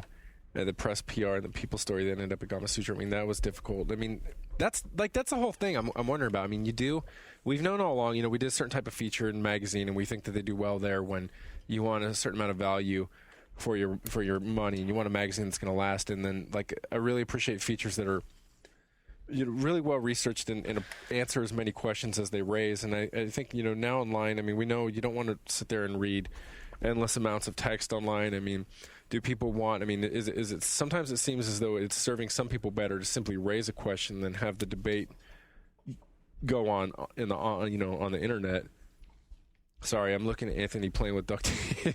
You were talking to me about this before, like the idea that like nowadays the thing to do is to, instead of writing a real like full feature, it's just to ask the question, get a couple of sound bites, leave it open for all the people in the comment section to fight out. And let people hash it out online. Yeah, that's another one of those things that is making my life feel really depressing right now. Thanks. But you know, Luke, you say it's like difficult to, you know, I mean, to find a real story and stuff, and I totally agree. But we also know it's fairly easy to just fabricate something and go for that. And what I'm wondering about is if there's any like incentive against that. I mean, is there like the risk of fallout after a while where you just your name is disreputable and people just stop paying attention to you, or is that even a risk? Shane yet? What was that big Sony reveal from E3 2000 whatever? What was that? This is going to be the game that's going to make you buy a PS3. I have one now. Was that Folklore? Metal Gear 4. Oh. That wasn't the game he was talking about. You can't talk about Metal Gear 4, can you? Probably not in the degree that we'd really like to. Okay. No, I mean, I finished it, and I enjoyed a great deal of it, so. But okay. yeah, I make a habit of not really talking about other games. Is there one thing you could say about it that you've been dying to say, though? Other than that you really enjoyed it? You know what? As much as people will piss and moan about it, Dude, the spoiler alert, if you haven't finished it yet, massive, huge spoiler alert. So Anthony maybe should, like, go into another room. The very end of the game. You leave my dad out of this. Actually being the character of the boss was really cool. A big boss. I like that. At the very end of the game, you like that twist? Okay, here's what I liked. I liked the idea of bringing Big Boss out. Even though, like, that whole cock tease where there was, like, a bag of jibs, and it turns out that wasn't the Big Boss? Yeah, nope. I still liked it. I just, some of the stuff leading up to it, to Big Boss coming out at the end, I felt like maybe it took a little longer just because I cared so much more about someone like Snake than I did about, every other character in the game. Yeah, that was the point in the game at which it was like 3 o'clock in the morning for me, and I had been under the impression that the game was going to be over for about 5 hours. And I remember like laying on the couch watching this really long conversation in the cemetery and like fading in and out of consciousness and like waking up and wondering like, did I just hear him say that? Like, what did he just say? Like, one of the guys I work with here, a guy named Doyle. He and I both finished it in similar time frames, and like for probably 2 weeks afterwards, we'd like joke around on IM and be like doing that whole bit between those two at the end, and like Zero or whoever that old guy is, he actually poops. He poops his pants while he's there, which is just that strikes me as hilarious. Like there's just all these weird little like sort of goofy things in light of this like more like a father or a son, whatever it was. Like just like I really liked parts of that. Yeah. Robert, parts of it I can relate to whoever's voice that was being like, and I'm on the couch, it's 4 a.m, I've got to work in like 3 hours, and oh my god, I'm still listening to these two dudes talk. Robert had some interesting shit where, like, was it Sarah or was it your friend? Wasn't it Sam saw you watching the end of that game? I mean, he saw you. Well, yeah, he saw you watching the end of the game. Well, he was watching me play the game and was getting really frustrated with. Like, break that down for our listeners out there. I thought that was an interesting story. I mean, I don't know if I remember the exact like thing that happened. All I remember, and we talked about this once, was just him sitting there watching me play and like and getting really frustrated that I kept on being interrupted by the cutscenes. I mean, it's not an uncommon thing. Oh, okay. Well, I thought it was I thought it was something else. Like for some reason, I seem to remember you breaking it down in such a way that was like it was really revealing how someone who didn't know all about the series and about why this is one of the most anticipated games of the year would react to just seeing the game in action. Oh, I mean, I think he was definitely weirded out by the content of those cutscenes, like that it was totally gibberish, because he is not aware what anything about Metal Gear, any of the characters, and he's watching me like shoot some girl who's walking towards me saying, "I must cry," or whatever. Oh, yeah, all those weird things, but yeah, I don't know. I also, actually, just thinking about that, I really liked the screen split that they did in the last mission. Yeah, that stuff was definitely cool. I thought that was pretty cool, actually, and like, I thought parts of that, like the way they brought the score up at that part, there were some parts of that were, for lack of a better term, was actually really cinematic and really well done, where like you actually felt like, oh shit, I've got to keep mashing this button. I wish I didn't have to mash it for so long. But at the same time, it was still like a cool sequence. Right, and even before that too, when you're fighting all the Metal Gears. Yup. And like the two dudes having like the really gay subtext sword fight above you. Yeah, I like that. There was something for everyone. Yeah, absolutely, man. Kudos to Koji Pro. So, what else? What else we got to say before we? Before I get back to this. Yeah, I don't know what time Xbox is it. Live and pizza eating. Yeah, Rory's calling. What are you playing on Xbox? We got Live? 5 minutes. Okay. I don't know. I'm playing the Don't say Halo. Crashers. Okay. The NHL 09. Cool. The Madden 09. Castle Crashers is rad. I'm enjoying it. Yeah, although I only played it with people like locally. I know everyone had problems playing it online. Yeah, I haven't played it at all in live yet because I'm afraid I'm going to lose all my stuff. Yeah, but I had like 3 people over to play, and it was like old school, fucking fun, arcade beat 'em up. We spent like an entire afternoon just playing that game. This is a weird game for me that I hear everyone suddenly was talking about it as though everyone should know what it was about, and I never remember reading a preview of it. I don't know where this like awareness came from because I still don't know. Like 3 years ago. Yeah. Yeah, it's it was by do you remember that game Alien Hominid at all? Yeah. Well, it was like by the same folks, and it had been sort of shown in the press in several different moments, and just lately it hadn't really gotten as much publicity right before it came out. But I think the people who were going to be into it probably already knew about it. Yeah. To a certain But the extent. people that are into it seem to be like very, very into it. I mean, they've got avatars of it. I mean, I see that. I had to ask someone what that was. I kept seeing that weird little guy with a cruciform face or whatever it is. So what kind of game is it? It's like a RPG beat 'em like up. Final Fight, kind of, except you level. Yeah, I mean, you like River City Ransom. Yeah, exactly, like River City Ransom, and it's it's got a little bit more depth maybe when it comes to the fighting elements. Not tons and tons more, but there are plenty of moves, and you basically it's all hand drawn art, like that guy Dan Paladin. I can't remember. Why do I want to say Paladin? Isn't that like a type of like? That's right. Oh, okay, but everything in the game is hand drawn by this guy, and it all has that sort of like really vibrant cartoony style, and jokes about animals shitting themselves, and fun music and stuff, and it's just like a sort of modern update on that old school beat 'em up like 4-player game like you might play in the arcade back in the day, like Teenage Mutant Ninja Turtles or Simpsons. The Simpsons, yeah, something like X-Men. that. That sounds awesome. Good boss battles too. It is pretty awesome. It's worth the $15. Yeah. So it's rad. Rad. Okay, cool. Well, Luke, any last words before we're gonna we don't even know who's calling next. We got someone lined up for a 5 o'clock appointment with us. No, I mean, I got nothing else. Good luck to you, Shawn, and good luck to Thanks for calling in, man. I appreciate it. And I'm sure I'll talk to you. It's a shame. It's a shame that we never got you in the studio with us. I know, man. Brodeo. All right, man. Have a good night, Mike. You too. See ya. All right. Bye. You said that like it was going to be a surprise or something, like, but I'm pretty sure you said he was going to call just 5 minutes ago. You already let it slip. I'm so high right now, dude. Yeah. I made Shawn take 5 bong hits before we came. You don't to have the to door. make him nothing. Ryan was the one pushing it on all of us. That's why Ryan doesn't. how I Ryan am. was giving us like brownies this morning from the moment we walked in. Yeah. Well, Ryan lives in a grow up, and dude is. I've never heard that term. Dude. Why is that so sad? That's why Ryan lives out of the city. So You never land. heard that know my term? secret. A grow up. That's a pretty common thing in San Francisco. Oh shit. Oh shit. Hold for the next caller. This is Ryan. We can hear it. 3. Hello, who is this? Hello, is this GFW Radio? Yeah, this is. Okay, I've got a question for you. Okay. It's as much for the listeners as it is for you guys. All right.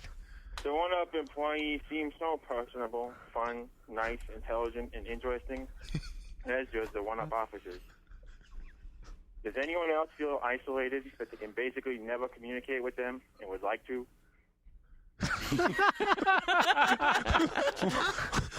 What? I feel like that sometimes. I feel isolated. Like sometimes I pass by Anthony's cubicle and I think I want to talk to Anthony, but he seems really wrapped up in Dynasty Warriors 10. Do you wish you could talk to us all more often? Yeah, I've only been able to communicate with Garnett once. The guys that one up are so diverse, interesting, skilled. I wasn't done, by the way. Okay, keep going. No, I'm done now. So wait, how was you talked to Garnett? What did you say to him? I don't even remember. Let's let him off the hook. This is One Up Forms Mike Lennick. He is a longtime poster. Actually, no, this is not Mike Lennick. This is Rory Magnon. Rory, this is Waja. We're just like sitting here talking on a phone. We got this like cheesy little phone. We were waiting like a year to get a call-in tech, and what we got looks like we could have got it at Radio Shack for like $2.99. Oh my god! You're the one who wanted me to call in, dude. I know.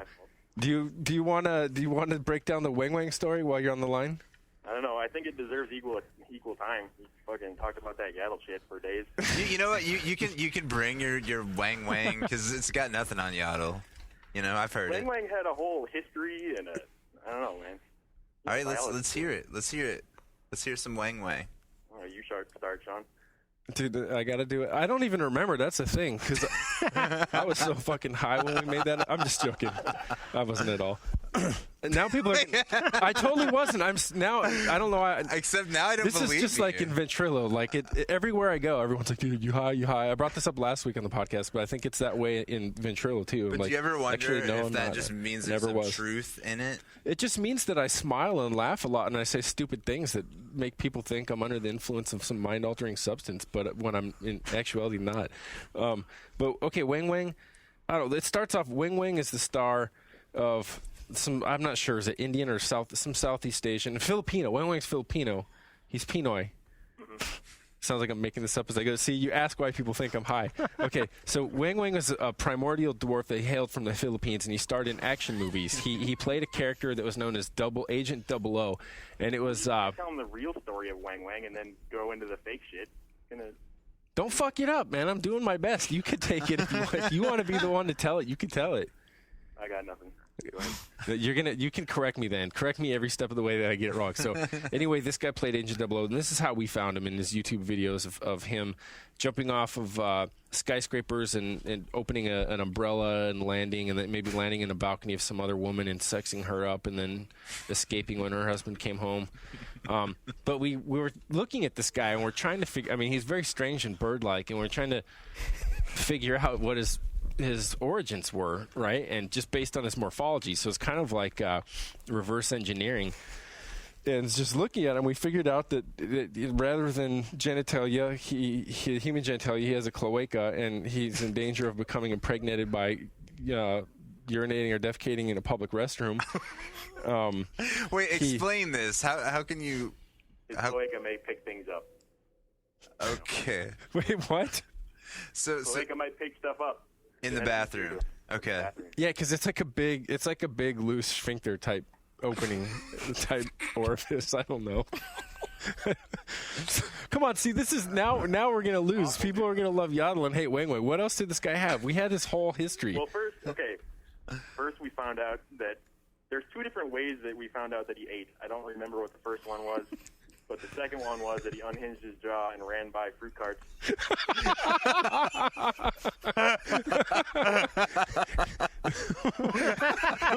What was the other one? And then there's a bird. There's a bird that does that. It's called the shearwater, and that's I think what we figured out because of his what is it called? His phenotypical resemblance to a shearwater, and the shearwaters basically clip through the water and get fish and crustaceans and stuff that hang by the surface and continue to fly. We figured Wang Wang was very, very mobile at the same time, even though he had the shearwater's, facial structure. So Wang Wang would sort of run by a fruit cart with his jaw. I remember his other. And in times of scarcity, Wang Wang consisted on a diet of mongongo and D's nuts. So mongongo is a type of African nut, and bush people such as the Kung of the Kalahari, it's one of their principal components of their diet. The women among the Kung will go and collect them. So that's one of the types of nuts he eat, and the other type is D's. And we decided that because it sounded rad. At one point, I had like a whole list of facts. What we had his lifespan, right? I think we did. I don't remember it now, though. Was he an immortal like Yoda, or was he like a mosquito? We're actually like you'd blink and you'd be looking at Wang Wei's great-great-grandson. The lifespan of a fruit fly. That's all great and everything, but let's see someone make a meme out of Wang Wang.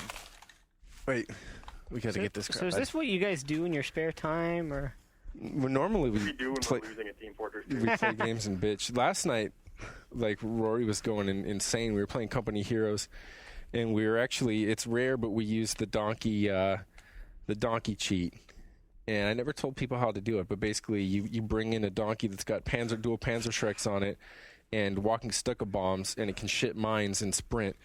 So, but at the same time, it's real. It's What the easy fuck are you talking easy about? to kill. Okay, let's break it down for Robert every time. So imagine you walk in, you're high as fuck, you don't know what's going on. Yeah. Robert, there's this game we play, right? It's a strategy and tactical game that involves the armies of America and Germany in World War II. I don't appreciate your condescension. I understand about this motherfucking game that I have to hear about every 30 minutes. I'm just not aware that you could ride a donkey that shits mines, and it sounded a little far-fetched to me. I'm sorry. It's a cheat. And Okay. it was in the game. It's not a hack or anything. It's like something that we do. It was always there in the game. We don't have to like. It's not bullshit or anything. It's there, but no one knows except for us how to access the thing. And yeah, it's called what's it called, the Esselschreck? Yeah. Esselschreck. It's a donkey with like all the features I mentioned, and it's like a great way to start a game because people are used to, tactic games go in phases, and you're used to encountering only a certain level of technology at any given time. And like the first thing, the round starts, and there's like bombs falling from the sky on them, and then they run up to see what's going on, or like maybe they bring like a Brent carrier, which is a light tracked vehicle that you just put guys in a machine gun in, and then it just gets blown up instantly by a donkey, and then you see the donkey run away. Like they immediately get angry. But we were playing normally it's like, right, if you have the donkey you should win, but everyone except the Brits can access it. So if the Americans are playing, they can have it. And in this case it was 2 Brits on the other side. And the way that the game is balanced right now, it's like we had to concede. It took us a while, especially me and Anthony, because we love playing as the British. But they're a baby army. They're like, they don't take the finesse and skill and thoughtfulness that it takes to succeed with the other armies, and it's largely because they can build these emplacements for relatively insignificant amounts of manpower, fuel, sometimes no fuel. They have low requirements on your total population cap. I mean, even if you aren't familiar with these things, just know that they're easy to make, right? Yeah. And once you place them there, they're hard as hell to kill. And we were playing these guys that sucked. It was so everything they were doing was wrong. They would lose every infantry battle. Everything was just like clear that these guys were not like ready for us. And they just kept making these goddamn emplacements all through the town. We're playing this map Linden, and it's like a machine gun here, AT gun here. You put a mortar here, put 2 more machine guns here. It doesn't matter. And like I would come in with these specially designed crews. I was playing against it, say like I'm going to design guys to destroy these emplacements, and I'd come in and I'd get hurt just enough where I'd have to retreat back to like the halfway point where I had a med station set up. As soon as I would heal and go back in to continue clearing this guy's shit out, he had made more. But I mean, this is when Rory usually starts screaming and shit, and like, don't act like it's only me, dude. Oh my god. Although I've played in a few games with Rory, and I seem to remember him getting very angry, being on the losing end of a Team Fortress 2 match. Everyone gets mad from time to time. I've had everyone snap at me, including, and I've snapped at a few people too. So I seem to remember some rage quitting going on from Shawn. Anthony, you can back him up. I get just as angry, and if I'll just sit there complaining about the fucking emplacements over and over again, and then as soon as we're done, let's play again. New game's up, guys. Get in. Not just that, but Shawn has his talk button on like one of his side mouse buttons, so like I always have to listen to him angry breathe after he rants about something too. Oh shit! I didn't know, dude. We want to get intimate and talk about bad ventrilo habits. Well, we've already been talking about that for. Oh shit! We've already been talking about that for a while. There's been stuff, There's been a. Do you need to take that? I'll call her back. I think that might be another. It's not another caller for now, but I think it's someone that we'll want to call later. But all I was saying was, I was thinking about it for a while now, trying to decide if I was going to try and fart on the mic while Rory was in the room with us, but I'm not going to. Obviously, I did decide. Dude, there was one time, Rory. Let's break it to him. Anthony said he was done playing for the night. He apparently left his microphone on. He apparently didn't leave the computer because we heard a huffing and a puffing and a slapping and a whacking. What? All while we continued to play. And immediately, Matt and James. What's up, Rory? I wanted to keep that quiet.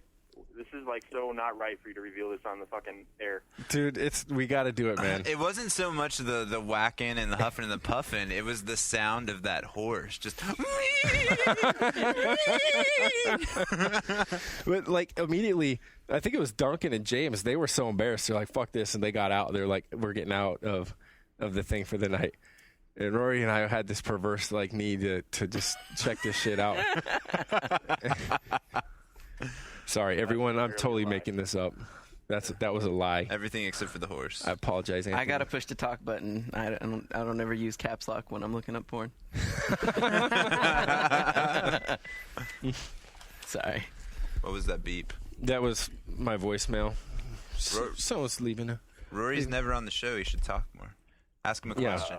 Well, I'm kind of talk Rory, but I'm kind of I know he would get nervous because he's never been on a podcast, so I'm trying to tell us about Warhammer Online.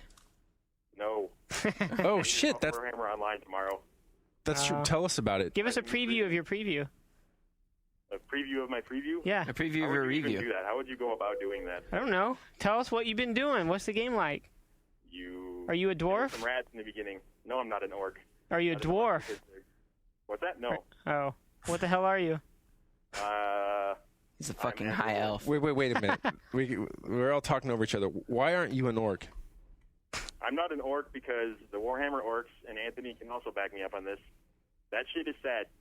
And anyone that chooses to be an orc in that game, I don't know, man. Why? What's up with them? I like them. Have you ever seen... Okay, Anthony, back me up on this for real. What do the orcs talk like in Warhammer? Soccer hooligans. Anthony, do some orc speak. We's gonna get them, boss. That's some orc speak. So what are you playing as? I'm an elf, which is, infinitely superior. What's your name? Which game? No, what's your name? I want to know your elf's name. Tremendo. We always do Tremendo and Obesia. Oh, so you're Tremendo. That's there's something awkward about that, man. It's we're a couple of... about that, dude. Okay. But I don't have the female name in that relationship, which is kind of upsetting. That's only because you always play a female character in it. Why is that? What's something we should hash out, dude. That's because Shawn's always hoping somebody's gonna hit on him. I always have that excuse where it's if I'm playing, I'm going to be playing MMO and looking at a character's ass for hours on end. It might as well be a female ass. Except you make it the most. That's always the excuse, dude. Disgusting one you can. Does it have to have variation to it? It should. But what if, dude? You guys just what are you playing that guy character? You must be gay. You looking at his butt. So that's my defense. Good defense. Wow. I don't know, because everyone else, I don't know why I do it. Everyone else has guy characters, and it's fun in those games to strip down, and I get attention. People pay attention to me. I take my clothes off and walk into town. People check me out. They're like, woo! Okay, good. No. So, give us a good Minnesota moi. No. Leave me alone with that shit. First off, he doesn't even live in Minnesota anymore. I don't even live, you could take the boy out of Minnesota, but not Minnesota out of this one. How hot is it where you are right now? All of them do. I want to know. How hot is it? It's 110. Fuck that, man. Wait, where are you? Arizona. Oh, fuck that. You need to come to California. Okay, I'll get on that. You can. I saw in an email today they're looking for PC editors now that Shawn's leaving. So. What am I supposed to say to that? I don't know. Yes. Come work with me and Ryan. So, who was your favorite? Dude, the stupidest questions ever, dude. Who's your favorite one-up superstar from the boards, from the forums? Why am I getting the questions? Isn't this like the last podcast? The questions be for you? Shit, hold on. Let me just answer this real quick. You guys keep talking to Mignon. Okay. Oh my Hello? God. Well, who is your favorite message board person? This is so unfair. What am I supposed to say? I want to know, who's your favorite person to battle with on a regular basis? Should I be a dick, or should I just... You should be a dick, for sure. Oh, I can't. Okay, it's okay. You're a dick all the time. Is Wade Walker still around? This is a dick in public. I can't do that. Oh, but the internet's not public. Yeah, I bet you some of your board views get just as many views as something like this gets listened to. Yeah, and everyone too. Sorry, go ahead. The best board superstar there ever was Zayroot. Everybody knows that. That one's not even a secret. What is something about Zayroot that I don't think I've explained him probably on the podcast. Probably.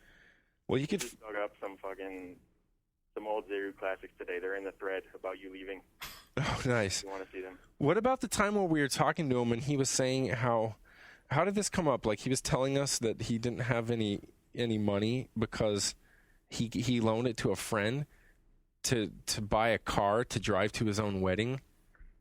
That was you. You were talking to him. You invited him to TeamSpeak for whatever reason.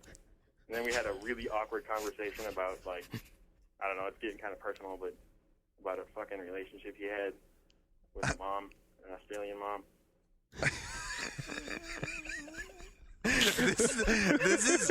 This is by far the weirdest Brodeo ever. I'm totally weirded out, but yeah. All we've got is these creepy ass griefing stories, and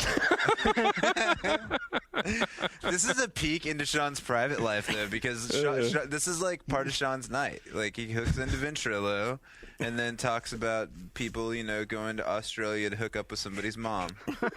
Well, he came in. I mean, Zroot was a legend. I'm assuming, sadly, that people know the basics about him from a previous podcast. But so yeah, he was talking to us, and for some reasons, it came up that he was broke. I don't know why. He was like, he wanted some game. We were going to switch to some other game, perhaps. This seems like a good enough story. And he didn't have it for whatever reason. And I was like, it's like cheap. Why don't you just get it? And he's broke because he loaned all of his savings to a friend to buy a car specifically for the purpose of driving to his own wedding.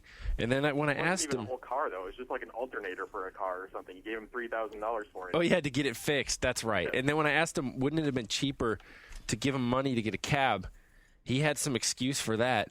And then when I asked him, like, why didn't you just drive him to the thing, he had some like equally fucked up excuse for that. And we were really trying to figure out what happened to the money. And at the end, I really don't know, like, if it went to like phone sex or what, but it was like something wasn't right about it. Probably bought gifts for some of the numerous ladies on oneup.com. This is possible. Yeah. All right, so Mignon, thank you for calling. It's been a disaster. No, it's been a good disaster. We're about to get a call. Now we're going into entirely unknown territory. We're getting calls from people who we don't know, never talked to. We're going to have to see how this goes. Well, all right. All right. I'll talk to you later, Mignon. See you in Ventrilo, guys, later. Later.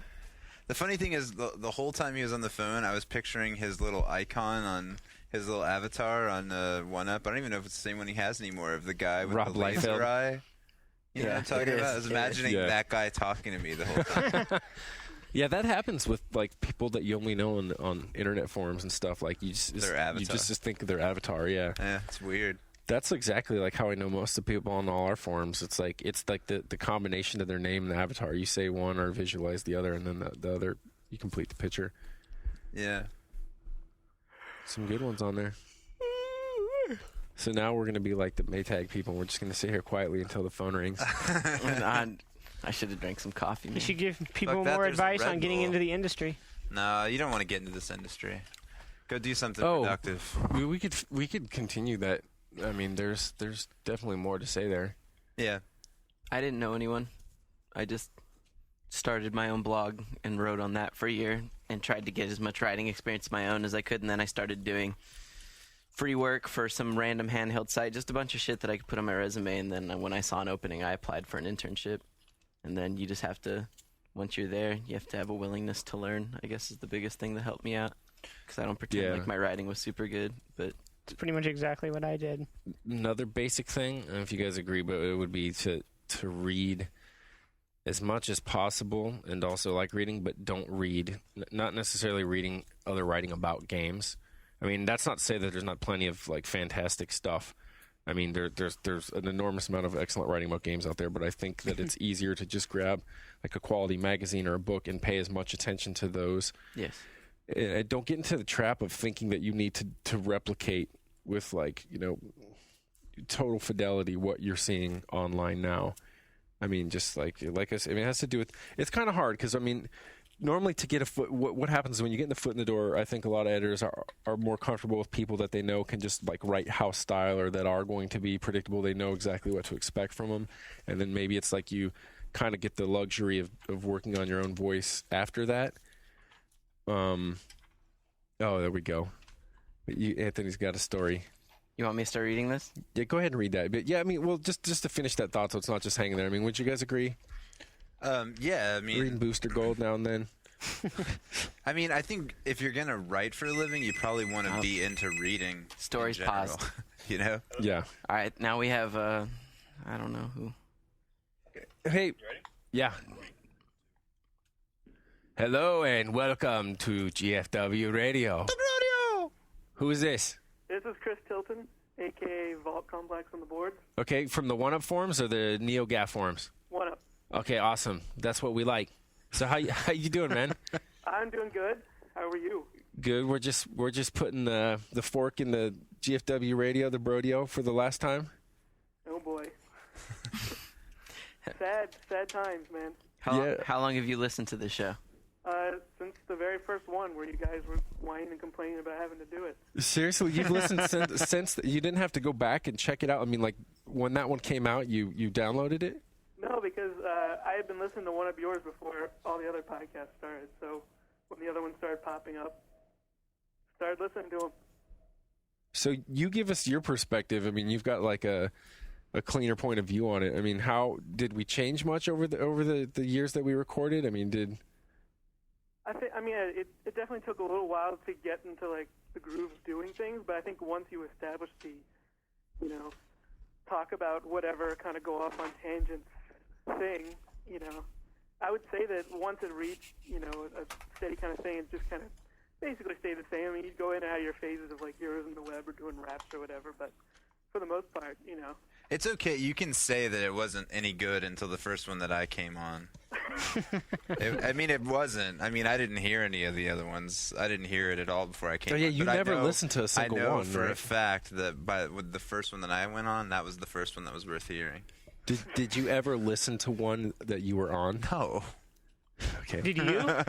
I've checked points out. I've never listened to a whole one, but I've checked things out where sometimes it's a matter of like, oh, did I sound like an idiot there, or what happened, or someone, or Jeff might have been concerned that he came across in a way he wasn't intending to and wanted me to. I mean, Skip, who's recording this, knows that too. I mean, sometimes we'll tape and we'll be like, that was horrible. I mean, there have been a few times when we've taped and we've finished and we've said it was horrible, and we stood by that, and at the end on a second listening we're like, that did suck. And then there were other times where we left and said that was a total fucking train wreck, and for whatever reason people seem to like it just about more than anything else. I've definitely had that that feeling, like coming out of here, like, oh god, that was horrible. Like, are they really gonna?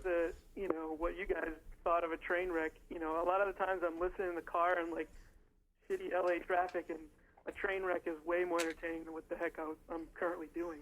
So. Yeah. How many podcasts do you listen to? Way too many. Is that where you tend to get like the majority of your sort of like your gaming, media? Or do you spend an equal amount of time, reading stories on the websites and reading print magazines? I like to read the stories on the web. I don't really like read previews that much because, if I'm looking forward to a game, I generally don't like to read about it all that much until I get a chance to play it. Yeah. But, I listen to almost all the 1UP podcasts and also IGN and a couple of, others, but... Maybe, do you think that's fair then? Because a lot of times on all of our podcasts, we do the equivalent of previews, and we talk in pretty good detail about games before they come out. But, I mean, if you're fine with hearing it there, I mean, it just makes me wonder if maybe there's something else that... I'm fine with hearing it when it's like a discussion back and forth. You know what I mean? Right. That makes sense. Do you think that perhaps people are a bit more like... I mean, I'm kind of just generalizing, but maybe people are more straightforward and honest with their impressions on something in a dialogue format than they might be in print? Yeah, absolutely. You don't have time to go back and reread what you wrote. Yeah, I mean, I can't even count the number of times I've just bullshitted on this show. I didn't actually have an opinion. I just had to make it up. As you eat your Korean Captain Crunch. Eating is part of this show. Do you have any questions for us? Well, I do.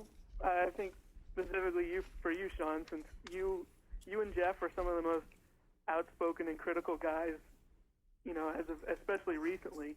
And I'm wondering if you're going to really carry that. I mean, you scrutinize things. You really delve into what's making something work, what's not working, what can make it better, are you really going to go in with that, aggressive attitude into development? Because there's not too many of you guys, telling the public all these things. When you're in the development, we're not going to hear this stuff anymore. Mm-hmm. I think, I mean, of course it's easy enough to say now because I haven't actually started, but I couldn't imagine doing anything else. I mean, I don't see there's a few things to know here, right? I mean, I'm not going to be able to go into 2K Boston and act like I'm King Dick. I mean, I'm there to learn.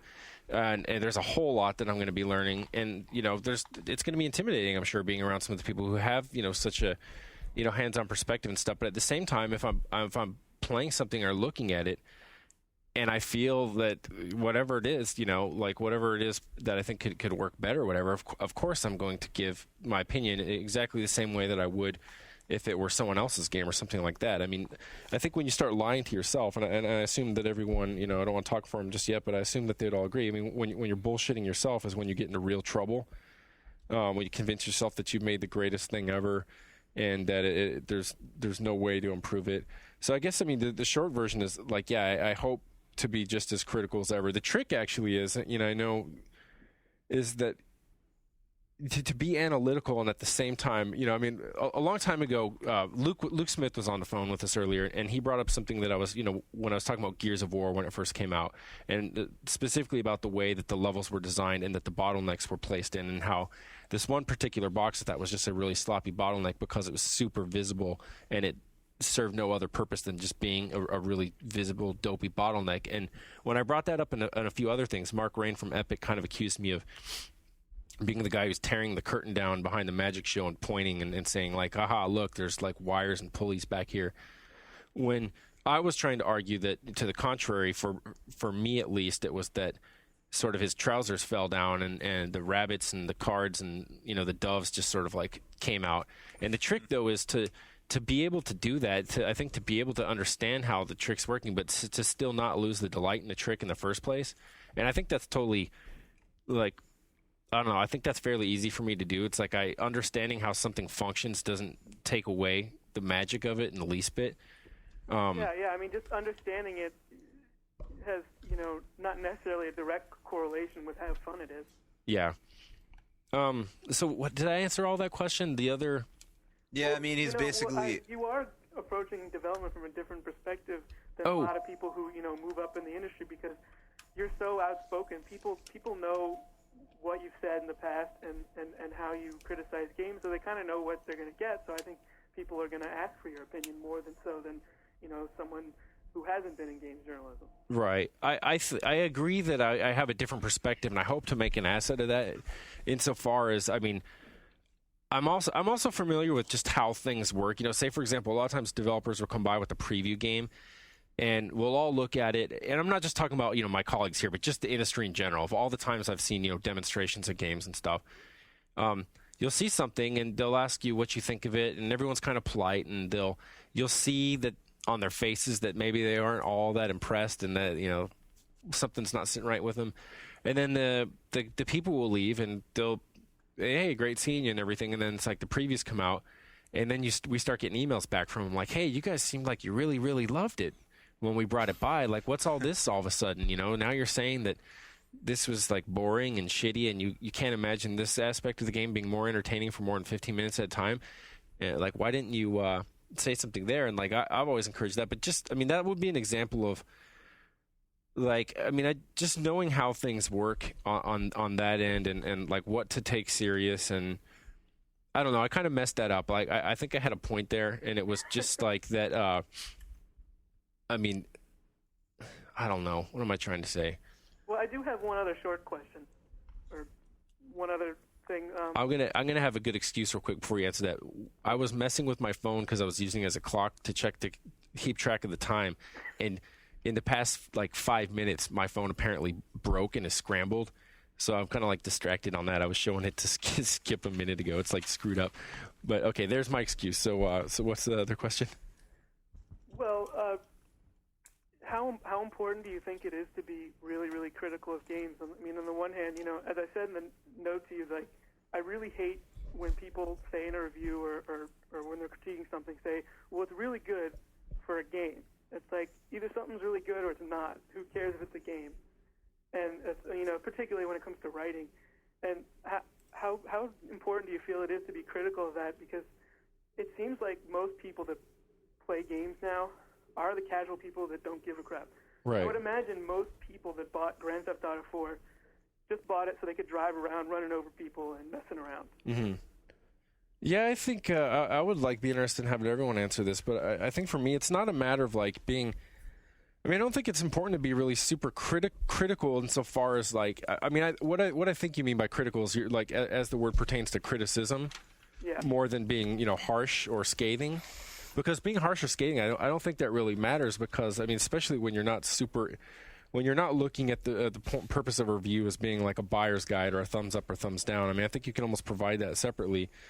But being critical of it in the other respect, I think, is super important. Just for me, for the entertainment factor to justify someone reading my story, it's like, I hope I'm not just saying the same thing that you're going to get everywhere else with just different wording, And I think the interesting question is understanding why we're spending our time and money on these things more so than whether or not we should or shouldn't do that. I've said this before also, and it's like as soon as you get into that, I think it's just fun and it's interesting, and I'm always interested in, whenever I'm talking to someone about a game, it's so clear when someone has what I think is a genuine insight on it, because I immediately snap to attention. It's like I'm totally listening. This is giving me a whole new lens through which to understand my experience with the game and the game itself, and something becomes fascinating. But if it's just the usual discussion of talk about this a lot, the graphics are this and that and all these, just the kind of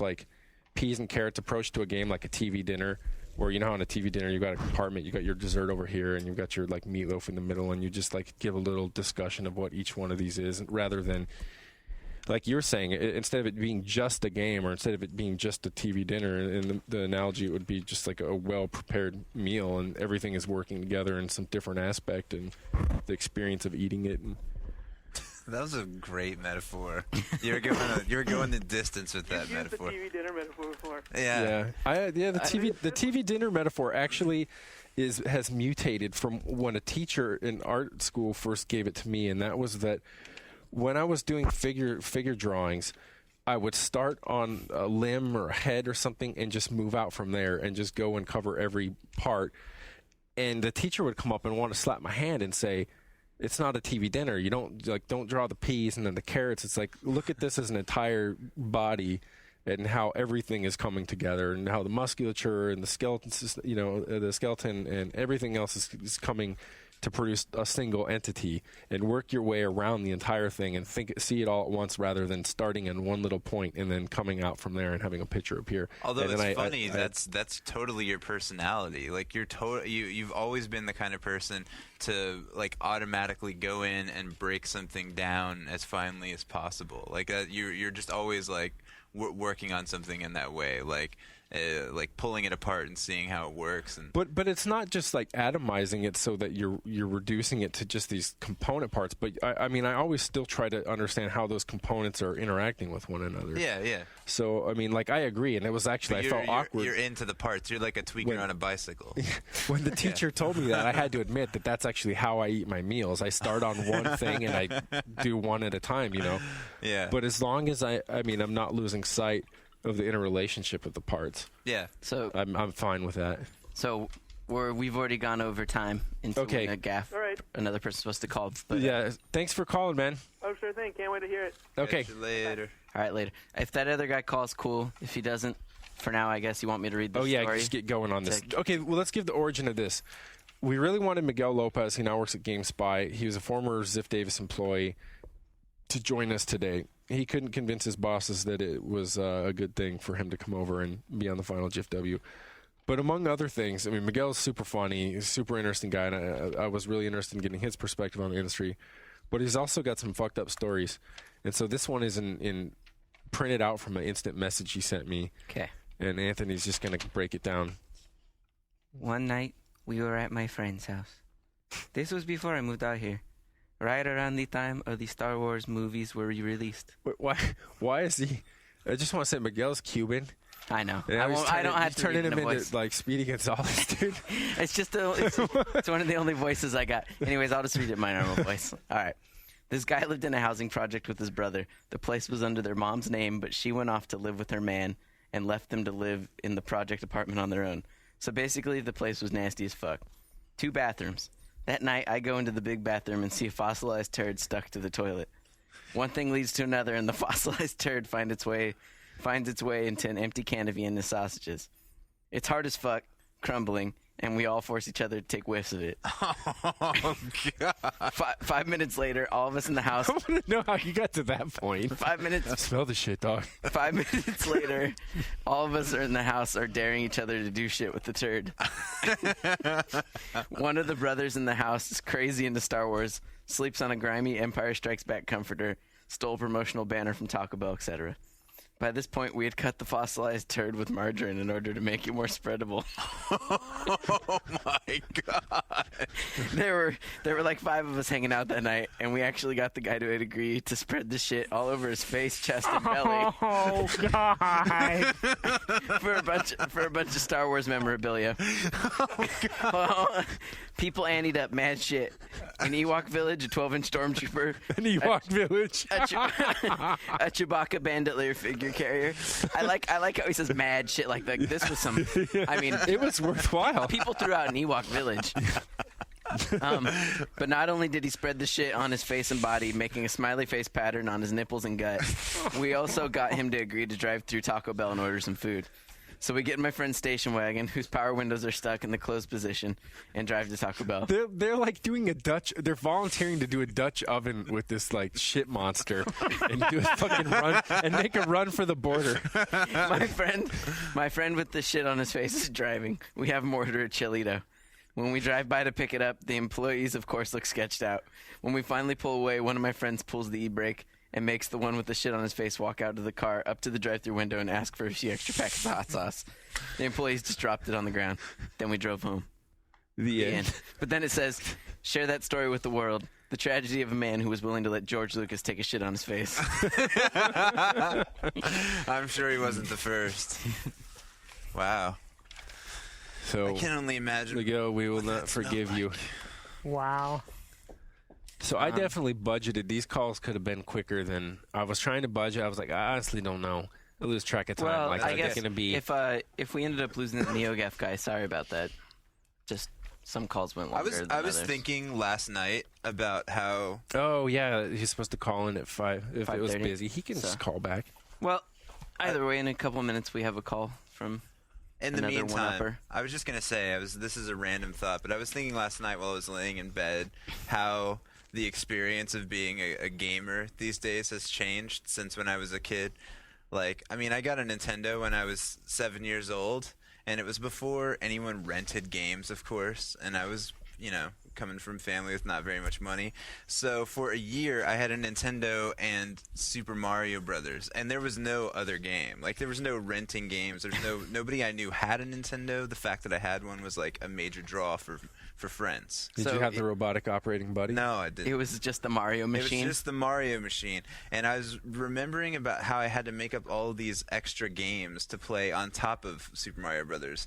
Like, I would play Super Mario Brothers Ninja style, which meant that I would hop around and basically play it like it was a stealth game. I couldn't kill anyone. I had to always avoid. You know what's dodge, happening jump right over. now? What? I'm totally interested in the story, and you're going to continue it. But you know when you're listening to like NPR or something, and like once every 5 months they gotta like do a fucking pledge drive, and so they have like the pledge drive show, and they're all sitting there waiting for the phone to ring because they want that motherfucking money. But then they gotta pretend that they gotta carry the show on until the phone rings, and so while it's going, they act like they're telling you the story. Morning Edition is such a gift. I listen every morning, and it keeps me informed. It gives me the information and then I need to know. And suddenly, let's get that. Yeah, you don't give a shit about finishing that story. I don't give a shit about. We were basically there, but there we go. Oh shit, we got a pledge. Smile and dial. Ask them how much they're going to pledge to the Brodeo. You ready? I like how we get quiet when. Yeah, we're ready. We don't have to be quiet. Mwah. We can talk. Hey man, welcome to the Brodeo. Whoa, we're on the up, phone man? with you. Oh, just hanging. Is this Rock God or Dark Res? This is Rock God. What's happening, guys? We're just ripping bongs, bro. No. Dude, I'm right across the bridge, man. I should drive down there.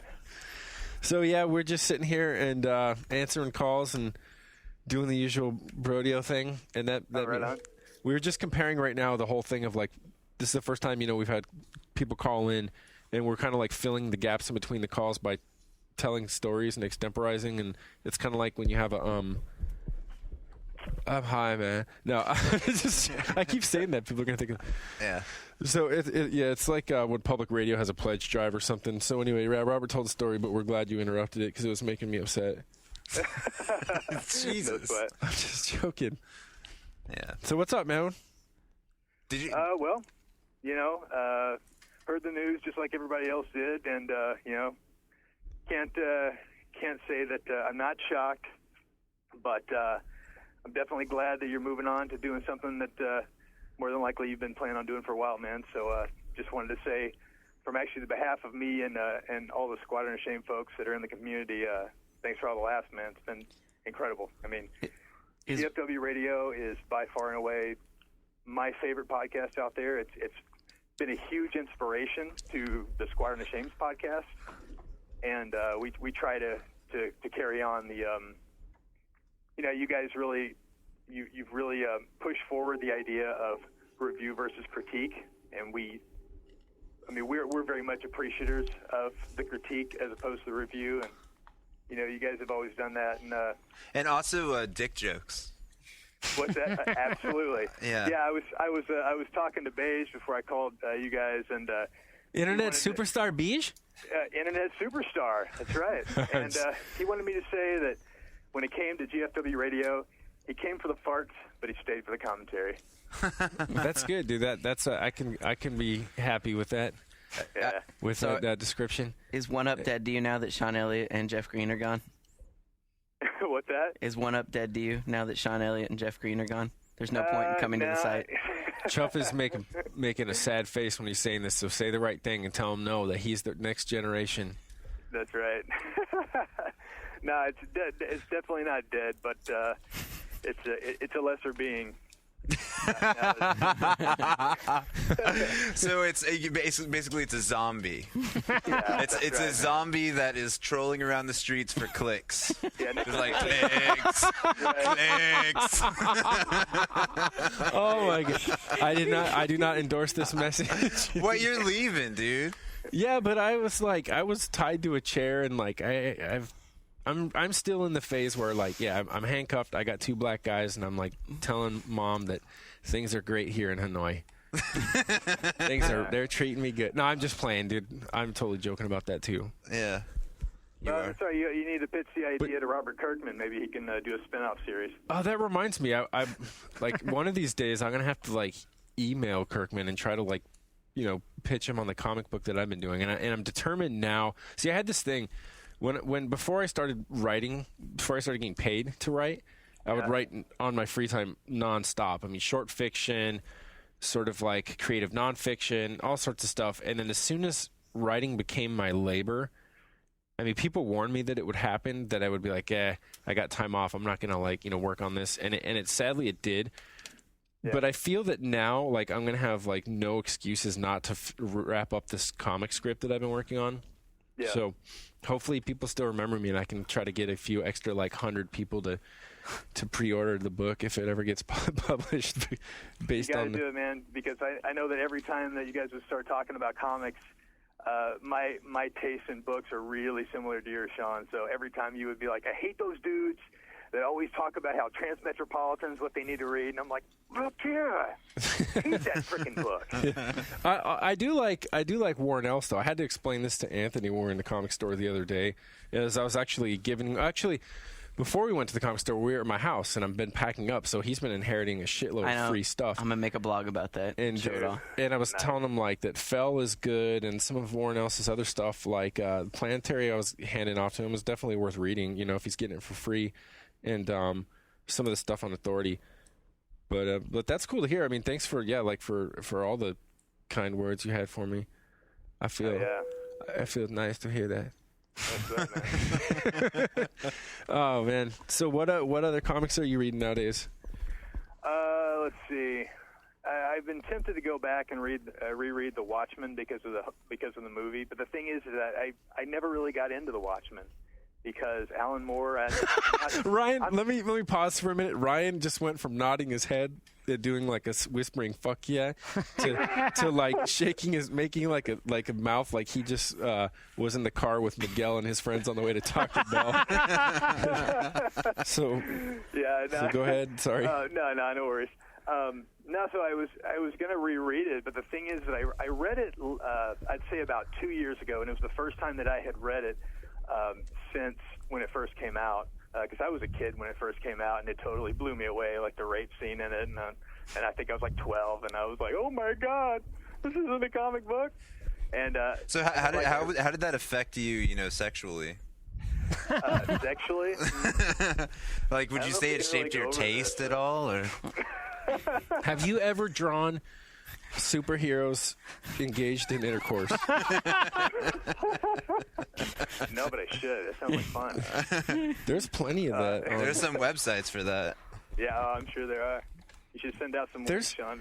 I did send out the link. Did you see the photos where there was a group of guys, apparently they dressed up as their favorite superheroes, and they went to some like abandoned building somewhere in the Midwest and engaged in sexual acts?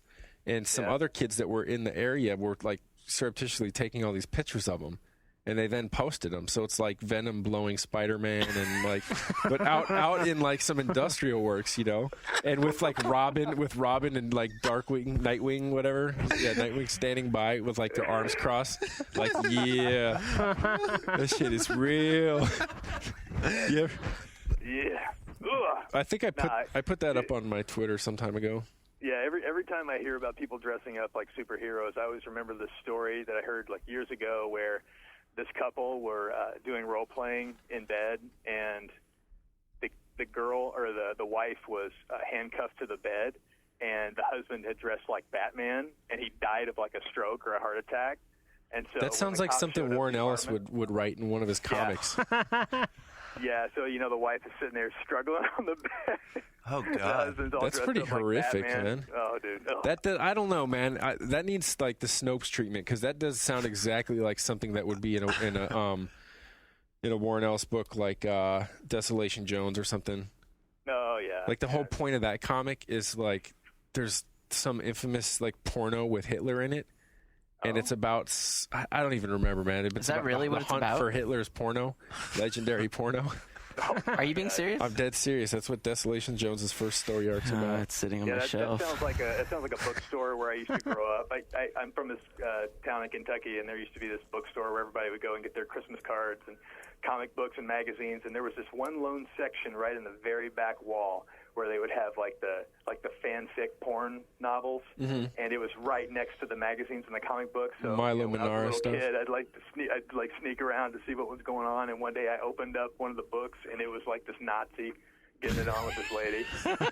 Did you ever buy a book from that section? Nah. If you weren't embarrassed to take it to the counter, would you have? Did you contemplate it? No, I should have. That would have been a good story. Because I always see that section's in every comic book store, and you always like wonder, because it's not like when you walk into a porno store where it's like, once you're in the door, like it's all clear. Like you got to look both ways before you get in. But in the comic store, that section, it's like when you're in there, everyone else in the store will turn over. Like you might as well just start like jacking off in like the middle of a Kmart, to buy porno books at the comic store. I see dudes regularly. I have a friend who owns a comic store, and there's regular customers that he have that they'll just bring stacks of that stuff up, and like the busts and all that, like no shame. Wait, what do you mean the busts? Like the busts of like Wonder Woman or whatever, Like made from like fleshlight type material? No, like they're like statues, but. Oh, like a sculptural bust. Right. Yeah. And I thought like you bring like some kind of like polyurethane. The actual bust of Wonder Woman. My friend who I also talked about from high school, Tony, his dad owned the porno shop that I've referred to in San Diego, and they sold, it was basically the rump of a woman, but it was molded on a real actress, so it was like the whole thing. But they had these, and they were like 80 pounds or something, and I don't know how much money, but it was like an entire rump. And I always imagined like someone just railing on that and like their family coming in the door or something. But what we wanted to do is, because he could get this shit for free, that was beyond the limit. Those were so expensive that he couldn't get that for free. But I wanted it because what I wanted to do was epoxy it on the hood of someone's car like a hood ornament, so that like when they came out to go to work one morning, it's like Boss Hogg, but like you know, I don't know, Jenna Jameson or something up on the front of his caddy. Oh. Nice. My phone is on the fritz. All right, so yeah, you got any other questions? We got 10 minutes before we get our next call. All right, yeah. You know, I was just thinking, you know, like I said, you guys are really one of the very, very few places that people can go to get really in-depth analysis on a lot of the games out there. And, you know, as much as you guys are super highbrow, you can also get super lowbrow. And that's just a really cool mix, and it's something that I always look forward to. But now with the potential of the Brodeo no longer being the Brodeo, I want to know what you guys' idea is. Do you think that the demand for the kind of entertainment you guys provide is going to increase? And if that does, where are we going to get it if it's not the Brodeo? You guys want to? I think basically it's inversely related to the stock price of financial institutions and on Wall Street, and you're going to see a very huge jump in the number of people who want to listen to people talk about games and also having sex with the fake rumps.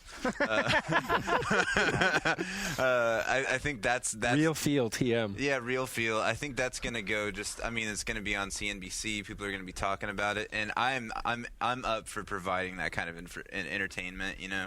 And I think I could always call Shawn, you know, and get him to just say, you know, babito, babito, babito into the phone a lot. Yeah. Do you have any of your voicemails that you could play right now? I don't. It would probably be a bitch for your stuff. I don't know. It would be cool if after Shawn left, there could still be some sort of podcast, but as of right now, there's nothing. It's all just you guys will pipe do dreams something. at this Well, point. there'll be something. I mean, this is going to be the last podcast that is branded GFW Radio, but right, you'll do and we'll something. probably take a little bit of time off, but something will fill the void. So. Robert, do you want to share, or do you still want to keep it to yourself in case you could actually find someone that will pay you to produce the kind of podcast that we had long wanted to make on the side? Yeah, well, I mean, I don't feel bad about sharing it or anything, and I would still love to do something like this maybe here if I could get somebody receptive. But I mean, I was going to say, I thought it would be. I think some of our listeners would be interested in knowing what it was, but I didn't know if Basically, the idea. I don't know how many people heard the episode that Shawn and I did, and Shawn and I and Anthony did when Jeff was away on his European vacation. That had the Merchants of Cool segment. It was like that was some straight up NPR stuff. That was awesome. Loved it. Well, I've always really wanted to do a super focused kind of podcast. Although I love the banter of GFW Radio, and lately I've been thinking I would like to do something that balanced this kind of freeform talk with very written and edited pieces that go thematically in an episode. Maybe not every episode with a theme, but I've got some themes that I think would be fun to. The theme idea that we started with, I think, had so much potential, and it was already kind of a mix between off the cuff stuff and then prepared material. And when we say theme, let's take example of storytelling. This is one that we thought was going to be our first tester. Yeah. And it was deliberately generic enough so that it can encompass a great deal of variety. So, for example, Robert, you interviewed Eric Wolpaw, and in the context of telling stories in single-player games. Mm-hmm. And then Escol, who was talking about multiplayer games and the notion of, anecdotes and the way that people who play multiplayer games telling stories. Who's making the game called Love, yeah. He was sort of talking about how people sort of tell their own stories in multiplayer games. And then I had a bunch of other sort of small stuff to go with it. I had this short story that I'd written that I told you guys about once about the guy whose ultimate dream in life was to tell the story of his Vietnam service through a miniature golf course. Which is kind of a good metaphor for a lot of games that attempt to tell stories. Yeah, and it was just this kind of joke about the strange ambition that anyone who's into games has to have like an ultimately fulfilling story told through the mechanism of playing a game, which is hilariously awkward and weird. But then we had we wanted to have other buffer. It almost sounded like we used WarioWare as an example. Like a WarioWare quality where you're not certain what's going to come next, even though it's going to be on the theme. So one thing we really, really wanted to do, and I told Ken Levine this, and he apologized for not getting back to me. I guess he just missed the email. Is we wanted to take snippets from fan fiction, from novelizations of video games, and then actual lines from video games that may or may not be good or embarrassing, and read one of those to him by turns and have him identify what the source was of those three options. And so it would be just boom, say you go from a discussion, a thoughtful discussion about narrative or something, then it's you hear this absurd line, and then you hear that, and then boom, that might come back later.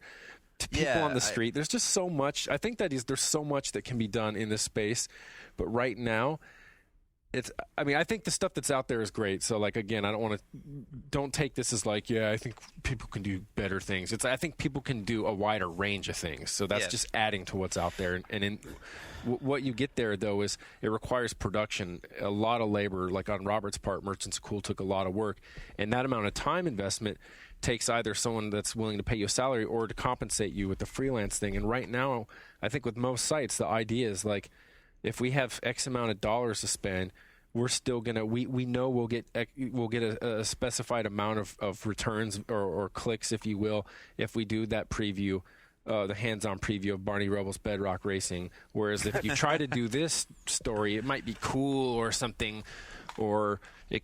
You run into you run into issues. Some people might say, that's too beard stroking, or we don't know that people want that, or that's not worth the time. The one thing that I would say is that I started to notice with GFW is just that if you make something cool, that you get a lot of people listening to it that are in the business, people that you might want to talk to, people that could create the kind of news interest that you need to have something, that people want to listen to. And I think that has potential. If you can put out something cool and get people that you normally wouldn't be able to interview interested in interviewing and participating and playing along in these various ideas. Not always interviews, of course. Yeah. We're pitching this. And it's kind of funny. Brodeo audience, let me make pay this. us and we'll make it for you. My PayPal account You could say it now, I could say it, yeah. Yeah. At any time, I would have been happy to have done this for someone. Yeah, yeah, but maybe that'll happen. So yeah. Yeah, it's funny too. As you were saying this, I was thinking, who's got the ability to do this? People kind of like Rock God. In your case, you guys put together the Squadron of Shame, right? Yeah. I mean, so it's you guys would definitely. It's you'd have the time to do whatever you want. If it takes you 2 weeks to put together an episode, you guys have the time, but you don't have the contacts and all these other things. But I wonder if it's if it'll be places like OneUp where these kind of things start to come from, or if it'll be, from guys like Rock God. Yeah. Or even guys I don't know. It could even be guys like Anthony and Ryan. Well, I'm just saying it'd have to be on our own time because it'd be a pure labor of love, unpaid. That's the thing at this point. So. Yeah. Well, and that's easy for us to do because aside from Beige, who does some freelance work for you guys, none of us are in the video gaming media. So we don't have to do this at an 8 to 5 basis like you guys do. So it's a fun hobby for us, and we love doing it. And every time we do an episode, it's exciting, So I can definitely see the play. That's cool that you do that. We were getting ready to get another caller, but I want us to keep doing that. I mean, it's got to be hard at first when you don't have a bajillion people listening, and there could be a week where if you're ever should we keep doing this? Is it worth it? Just keep doing it. Look at the guys that have that do. The Player One podcast, I mean, granted, they worked at EGM. They've got, recognizable names and long reach perspectives about the industry, but they, without any promotion or anything, they just keep doing it. And it's word gets out there. Same thing for the Gamers with Jobs guys. I recommend checking out their podcast and site. I mean, it's cool to see people just keep doing it. Stick with it, you never know what'll come of it. Yeah. Take the baton. So thanks for calling, man. We're gonna move on to the next caller. Appreciate it. Take care, guys. Thanks. Have a good one. Good luck to you, Shawn. Thanks. Yeah, Bye. you know, I was gonna say, like, I also just think in the internet age, like, having an idea is just bullshit. It's doing it, you know. Exactly. Like, everyone's got a million fucking ideas. Which is why I was glad we did the Merchants a Cool thing. You know, we just that did was it. Great. That was the best thing I did all year. I mean, we had to be like, let's just go out in the street and do this shit. Yeah. And I was happy fun. that we did it. Yeah. Best thing all year. So we got another caller right on the dot. This should be This is running like clockwork. Gowans. Mm-hmm. Let us see. Neo Gaff presents Gowans. Fights! Whoa, oh shit. Holy shit. Hold on, our studio just fell apart, man. Hold on, guys, take care of the phone. We just launched a Red Bull like 20 feet in the air or something. I don't know what happened. Yeah. There was something happened with headphone cables, Red Bull, Diet Red Bull. Anthony will be right back. He's getting us some napkins, some brownie bounty. Gowans 6. Yeah, how do you pronounce your name? Gowans? Well, my surname is Gowans, so it's just Gowans, but 007's a fascination with James Bond when I was 13. I've just kept the tag ever since. What time is it where you're calling from? And where are you calling from? It's about 2 in the morning. I've got to be up for work at 6. Oh, man. To Manchester, which is a couple of 100 miles away. So I've got, oh my God. At the moment, I've got 2 laptops set up. Alarm clocks on board for about 5 minutes each between each one. It's up to you then.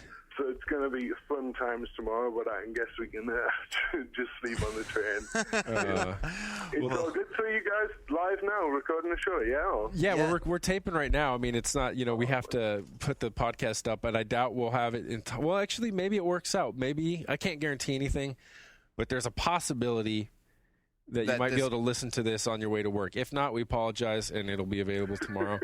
So that's no worries, man. I mean, it's just good to finally call up. I think it's a pretty cool thing that you're doing, and pretty honored to speak to you guys for the last show. I've been listening now for how long have you been going? It's over 2 years now, yeah. 2 years, yeah.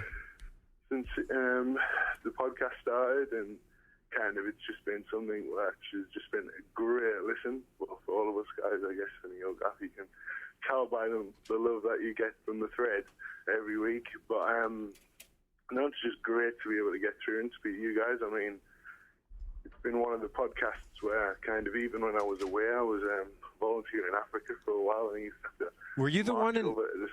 Were you in Sierra Leone? Internet place with satellite internet, and kind of sit there for about an hour to get your podcast, and then take it home on my iPod and listen when I had nothing to do, sat in the dark with no electricity. So it's been good, man. It's going to be weird. Shawn, you dropped the bomb today, yeah? How's that going? Have you announced what's going on yet, or is that? I did. I have announced that on here. So you don't. He's making the new Spider-Man game. You don't know. I didn't realize that the people that have been calling in don't know. Shit. He's making the new Spider-Man game. So I'm going to join 2K Boston. And it's the team that made BioShock, and it's their next project. I can't say what it is. It's other than it's just going to surprise people, and that there's a whole lot about it that's like just hopefully pretty bold and new. But the project that is Ken Levine on this one? Or yes, he is. So he's my new boss.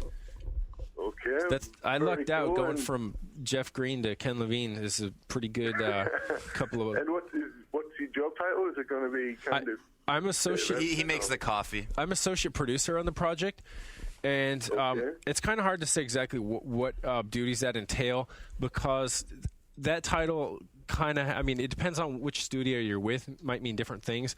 But basically for me, it's just this perfect, ideal situation in that I'm going to get to do a bit of everything, it seems, and really understand, really learn about how a game's produced in the first place.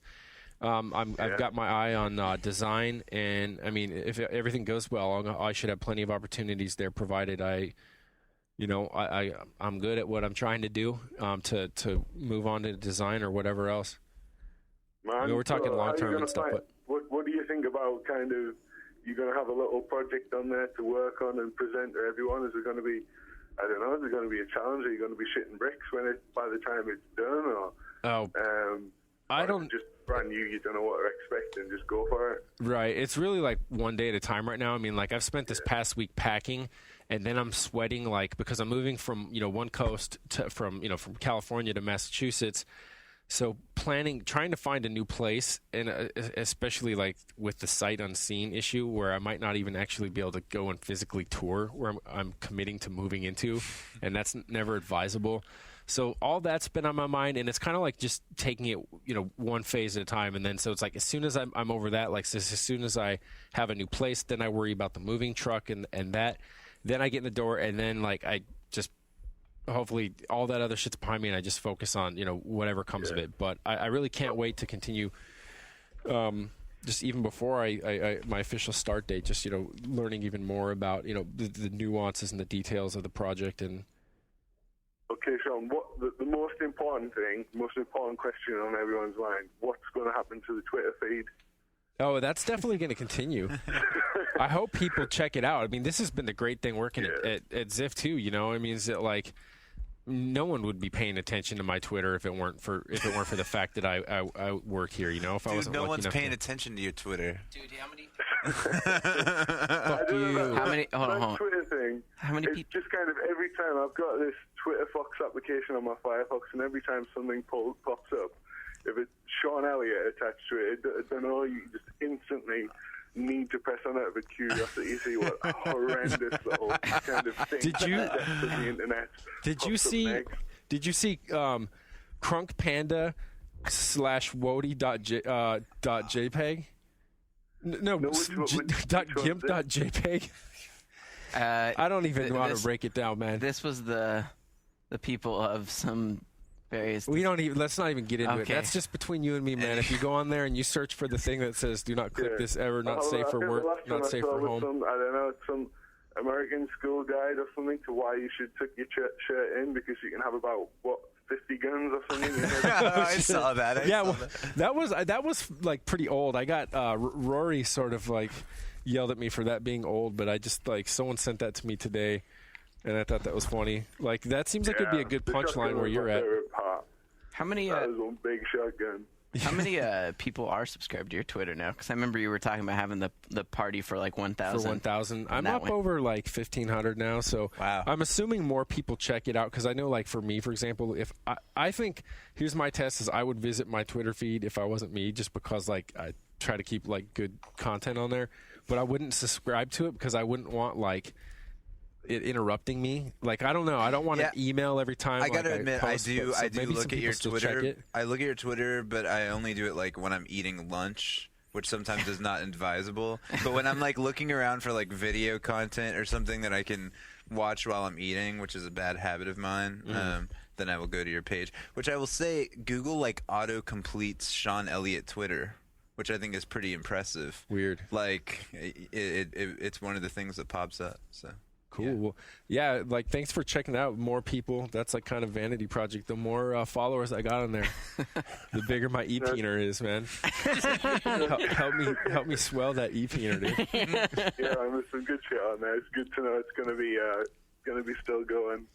But everything else, are you kind of going dark? What's going to happen with kind of, I suppose, going to have a lot of work to do anyway, yeah, I will, and that's part of the reality. Obviously, I'm not going to have a weekly podcast, but I will say this, that they at 2K they say that they're appreciative of the skill set that I have on me now, and they made it clear that they want to use whatever talents they think I have in every like practical way they can. So what that means, you're going to have to wait and see, but because I mean we're all sort of figuring it out. But I mean, like, yeah, I'm not going to disappear from the face of the earth. I'm still going to be posting on, like, Gaming Age and 1UP and stuff. I'm just not going to be. It's just going to be about how the game you're working on is so awesome. So awesome, yeah. And then if you say a bad thing about, like, one of our properties, I'll jump down your throat. And I won't be able to do that. That'll be awkward. What about you? What about the other guys, though? What's going to happen to Anthony, Ryan, Robert? Are we gonna see them in another podcast, or are we gonna see them kind of? I'm basically looking for a job. I applied at 7-Eleven earlier today. Well, yeah, I was gonna say I don't know if you ever listened to 1UP FM, but I do a brief thing on every 1UP FM. This is Anthony, by the way. I do a brief thing. We love those monologues. Yeah, exactly. See, I mean, it's never in the show notes or anything, but I'm on there every week. So I'll probably be making more time on 1UP FM, and then beyond that, any future 1UP podcast that might come out of it's to be determined, if ever. So there'll be something. You know, I've always been impressed with the number of international listeners to GFW Radio, especially given like the peculiar humor of it. And I wonder if there's ever anything in the show that you heard us like joking about that just didn't translate culturally. Well, I suppose there's just kind of I don't know. I know there was something on the last one where there's kind of if something just doesn't exist here, then it's sometimes a little weird, but. The UK and pretty much everywhere, the American media is kind of, it's one of those things that gets out there with TV, films, so we can pretty much follow everything. And it's one of those things. I think the kind of the culture and the kind of attitude that you have on GFW Radio is something that really translates. So I think that's why it's been so successful. I mean, I think everyone can find the humor and it's strange. I mean, the 1UP podcasts have always been.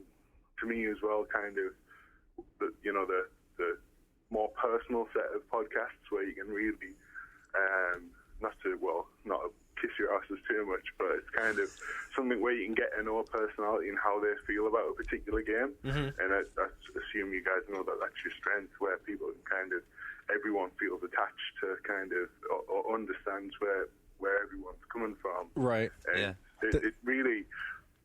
I think the podcasts really make up for kind of stuff that hasn't been covered on in kind of, on print or on the web. Things like talking about playing games that, everyone's playing at the moment instead of just what's always new and what's always kind of fresh, which seems to happen in the print stuff. You can kind of hear about, your experiences playing Koa and kind of, or Team Fortress, where those games have been out for a while and most people aren't really bothered about covering them, but there's a lot of people on the big online base that would like to hear about that and is invested in those games. And I think that's awesome to hear because, I mean, a lot of times, what we're talking about is like people acting as filters. So, when we're on the casual sense, as opposed to like a review or something, just like when you have a buddy that tells you what's cool and what's not, and so maybe you don't have all the time in the world to be up on a certain type of music or whatever, and like maybe your specialty is something else, like books or movies or something, and you tend to like cover those blind spots with different friends. But part of that's their personality and knowing. I mean, this was something that they sort of like promoted in EGM and print for the longest time, is that the reason you have multiple reviewers and the reason that specifically that it works is not that it's just different perspectives, but it works in that short space because you feel like as though you're familiar with the people and you know them. But I think that just is carried over. It's translated even more naturally in where you can hear our voices, and every week you could say like, there's like antagonists and protagonists, like, that's Shawn again, he needs to shut the fuck up, or like, yeah, he did me right the last time, like I'm going to pay extra special attention when he's talking about this game because so far he's batting like whatever the record is. And I'm glad to hear that that's kind of worked out the way that I assumed it would. Hoped it would. Yeah. No, definitely, and it's kind of. I just think it just adds so much more from kind of just the general in print. All we would get would probably be a review, and then maybe some news if something's changed, like a DLC pack or whatever. Mm-hmm. You don't really get to grind down into the opinions of everyone who's been playing it, especially if it's kind of those big games that are really sticky for people that will stick and people will play them for a long time instead of kind of just buying every game that's out. And how like your perspective evolves on it too, because even that happens a lot of time in print. Like Che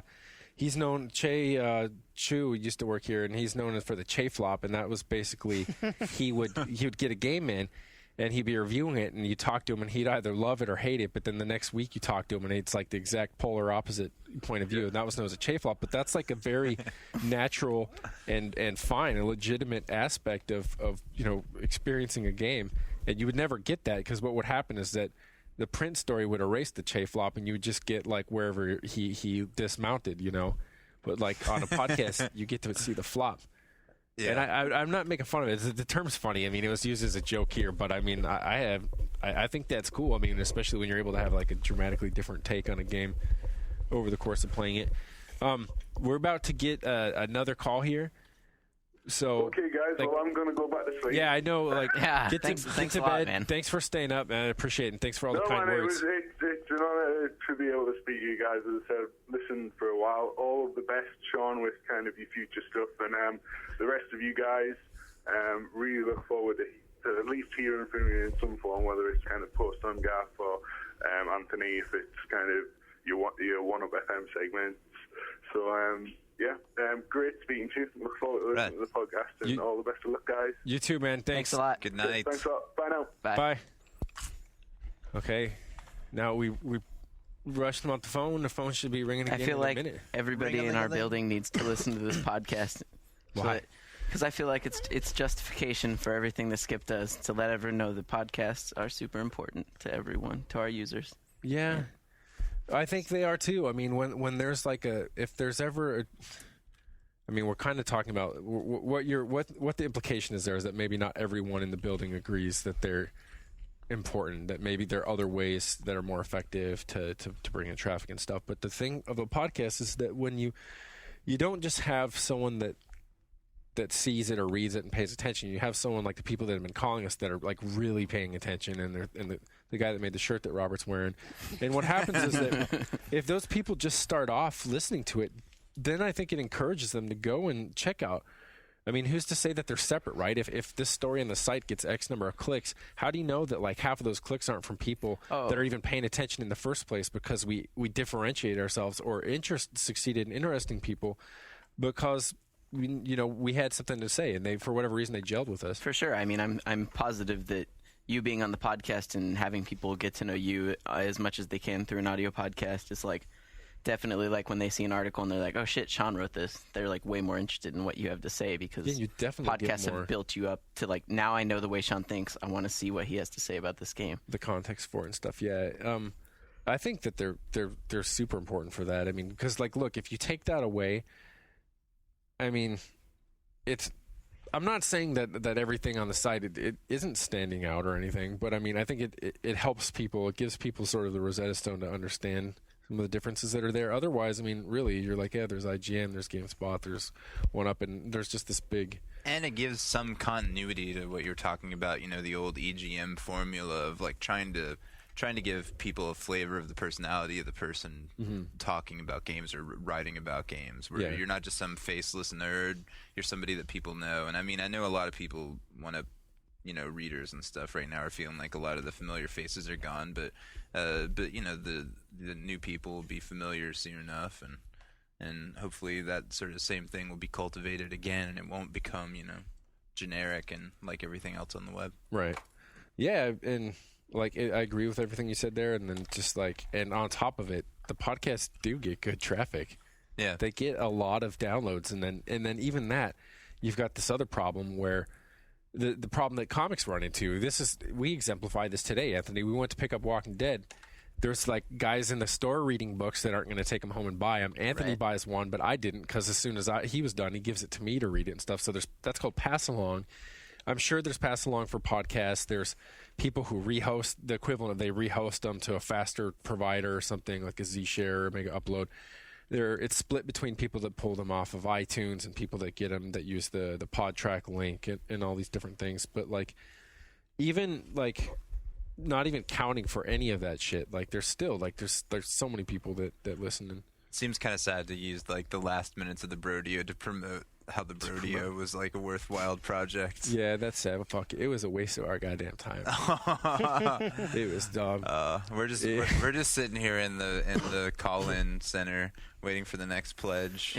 It's true though. I mean, every week Ryan would get pissed that we'd have to come down here and do this, and he'd be like looking forward to when he could slave drive me back to work next. So I mean, this was gonna give him more time to just sit there and fucking make me grind through whatever shitty game he has planned for me next. Right now, you're playing. It's yet another one of these fucking Dynasty Warriors games.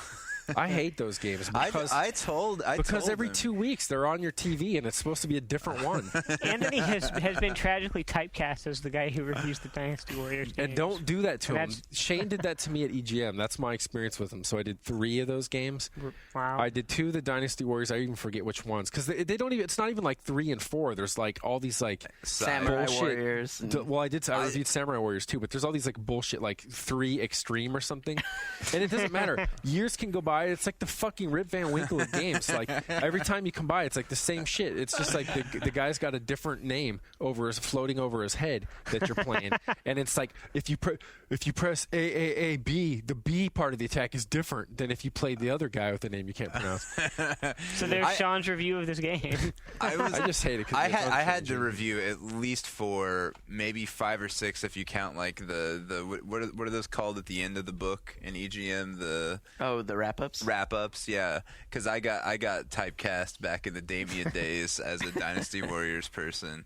I didn't realize that. Yeah, I did lots of those. So it's a phase we all go through. Do you hate yourself? And then you grow pubes and you start to love women. And did you ever write about Dynasty Warriors and have a line or something that acknowledged like the popularity, the just what is the word I'm looking for? The incomprehensible popularity and longevity what the of the fuck series. else are you gonna write about? It's like the only thing you can observe. It's like, well, there's a bunch they keep of dudes. selling these. I don't know what to say about it because it's the same fucking game. I don't know who's buying this, but here you go. I guess we should just like copy and paste the review from every previous game and just put that on there. That would be awesome. Just change the byline. Or how about this? Like maybe someone out there could do this. Compile separate reviews from different games in the series, and then put them all up together and look for patterns. See how different the reviews are. Maybe the reviews are just the same as the fucking games, where you're like, maybe you can even catch someone use the same goddamn intro like 3 years later or something, like, or he just like alternates so you can't catch him. And you find the one guy who's just like, the poetic wars of the feudal era of Japanese history are upon us again, or something about X and Y and Z. It never gets old, or something like that about because that's a lot of things people defend that game. It's just fun, just beating up all these guys. And I did enjoy the PSP one because as a portable thing. Was that your first one? I reviewed that one. You enjoyed it because it was your first time you've experienced that. I reviewed the PSP game. I enjoy. The PSP one wasn't so bad for me, like just because. Playing it portable didn't really bother me, like as a way to kill time on the train. But sitting in front of my TV like that for a long ass period of time doing that, I don't know, I can't handle that shit. But that doesn't make sense at the same time because I love the Baldur's Gate games for like PS2 and Xbox, and those are just fucking button mashing until your eyes bleed as well. So you're maybe that's the loot in those games. Yeah, actually, I think it is the loot horn. That and you just love that like deep fantasy stuff, and you're racist against Asians. There's that too. I'm just joking. Anthony's looking shocked. That was a joke, just like the story about catching you jacking off in Ventrilo. Same. It's a mix of bullshit and reality. Like Miguel swears that his story was real. I bet you it is real. He also has another story. Well, actually, I would say save it. Ain't nothing to save it for. He has another story about finding a human head in a paper bag as a child in Florida. Well, his mom, they weren't all that well off, and his mom taught him to like look for stuff on the ground that might be worthwhile, like if anyone dropped a wallet or a purse or something, or like bags and stuff. And like he says that after that, he was used to doing that. One time he saw a bag, ran for it, grabbed it, that there was a head in there. Either his mom, he was like token at a really early age, at a tender age, or that's the truth. But we'll never know because he's not here to explain himself. Well, that would be I'd horrifying. like to take, actually, because you just said the word tender. It's like it. Tenderonda. Yeah, have you noticed, like, man, just speaking about how much people listen to the show kick ass, all the fucking YouTube videos everyone's made, they rock so hard. Like, have you seen the Tenderondo, like, fake movie introduction? Where they matched it up with an anime? Yeah, exactly. Like, shit like that. That someone's, like, taking time to, like, make something that like, has to do with you. That's like, now you know how girls, when they love it if you make them a card or something, they'd be like, I don't care like what you get me for my birthday, but if you would have just like, it would have been more important. But you spent so much time gluing these macaroni to this construction paper. Like now I can relate to that. Like, yeah. They're sending us these like beautiful handmade cards in the form of like YouTubes and Photoshops of paintings of Milk and Yaddle. Oh, whoa! I was just about to give up. Got another caller. Final... My bladder's about to explode too. It'll pee so bad. Oh shit! Miguel just called. He was hearing you talk about him. This is live. I like how we quiet down when he answers the phone. I know. What was it? A wrong number? No, yeah. Oh, who's this? Hello, guys. Yeah, what's up? Hey, you've reached the Brodeo. This is Amino Man 65 from the board. Yeah. What's up, man? Wait, that's not the guy written down, though. Who's the guy? Well, the guy written down fucking... myself that way, but, it doesn't matter, dude. We got Amino Man on the line, and the timing is right. You can. Amino Man is his name if you lived in the Matrix. That's like, just like, can you imagine, like, if Morpheus had to come up to me and be like, "I've been looking for you for a long time, Chuff Money."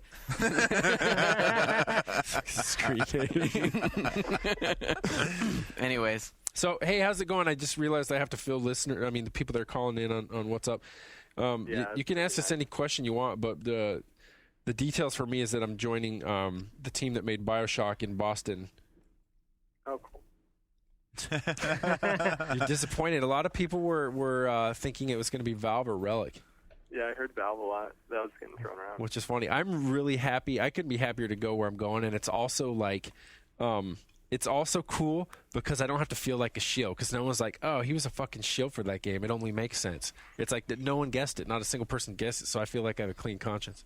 Yeah, but now everyone is going to go back to all the podcasts and then they'll find it. About BioShock. And I bring it up a lot, but there's a reason for that. In the same way I bring up Half-Life laws, like, I mean, I think they're games that do certain things. Well, for one, they're recent and they're like a point of reference for everyone because most people have played them, you know. Mm-hmm.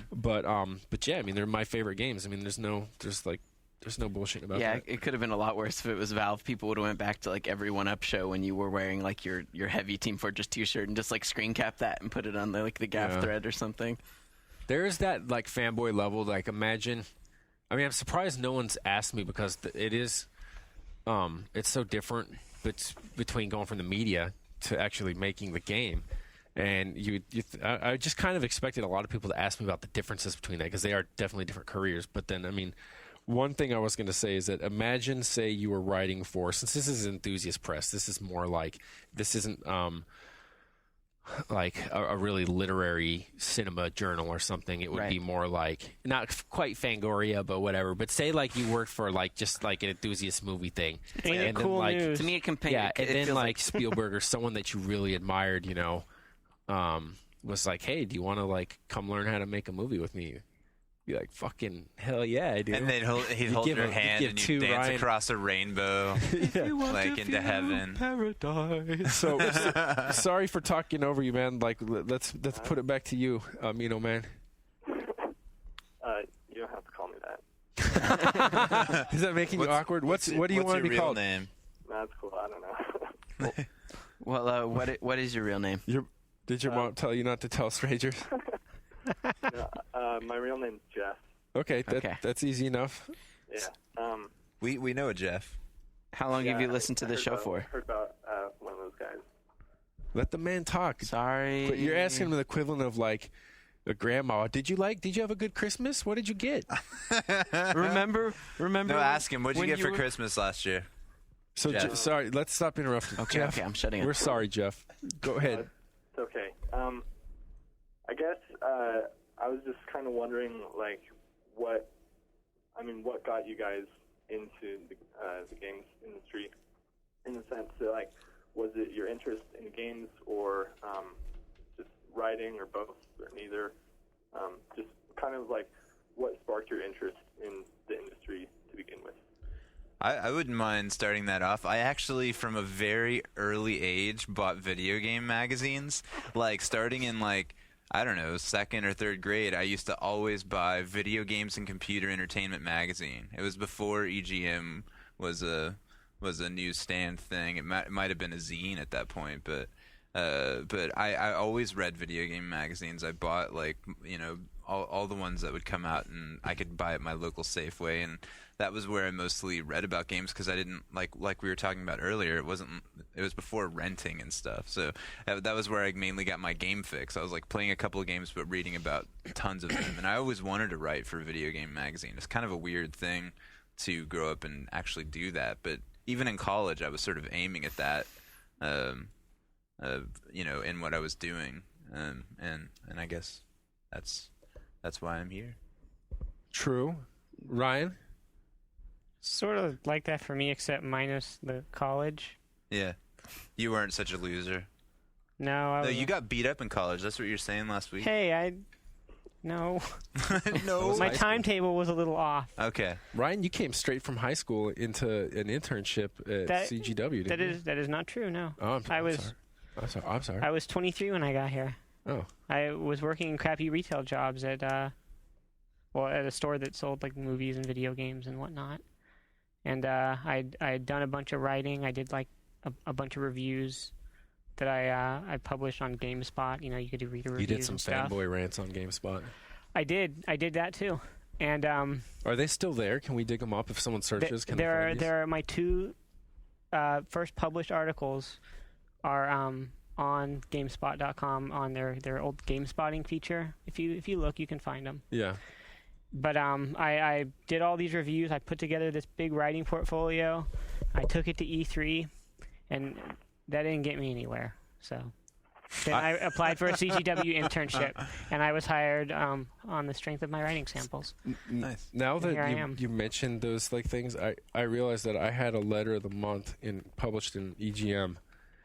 Oh my God, we've got to find that. You've got to find it. And it was definitely one of those things where it was yeah, I'm gonna put myself on their map with this shit. I ain't writing them because I love them. I'm writing them because I want to get a job one day. That sad ass shit, It worked. But I got the letter of the month. You know what though? I was supposed to win. It was some sorry ass crap anyway. It was when Game Shark was sponsoring it or something. One of those cheat devices. And those cheap asses never sent it to me. They never. Did you call them on it later after you got the job? After I got the job, yeah. But I wasn't going to call up, I believe you guys owe me a Game Shark Deluxe for PS2. What did your letter say? What made it letter of the month? I don't know, man. Uh-huh. I don't want to read it. I'd be embarrassed. I think it was I can point people to the issue because I remember saving it. I was like, yeah, this is my name in print, bitches. I got a letters column right here. And that was it. Was a Final Fantasy cover. I don't remember which. Oh, you'll have to get way the fuck more specific than that. I'm just pointing people in the right direction. You're like that Final dude, Fantasy Shawn. 10 cover, maybe. Okay. That recent? Oh yeah, I didn't even know that I wanted to do this until I said, the grad school phase of my life that I always bring up.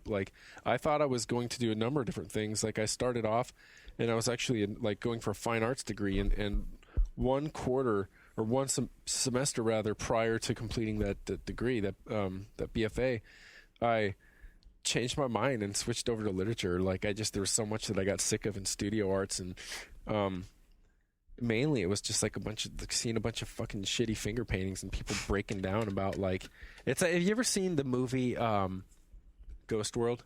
It's based on a graphic novel. You know the art school section in that where they're art students, and there's this one kid, and there's all this random abstract stuff, and the teacher just loves that. But then there's this one where, Thora Birch's character, she just does these cool comics, and the teachers are all dismissive of that. And they show this other one, and it's a guy killing someone with a chainsaw or something. And the teacher's like, "Oh, is this your father? Is this representing trying to get to some kind of awkward edible thing?" And the kid's like, that's the mutilator, and that's the.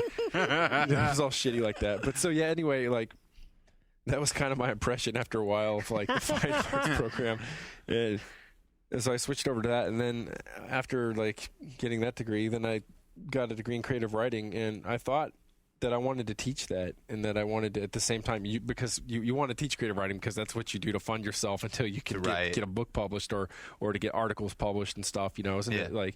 Creative nonfiction and stuff as well.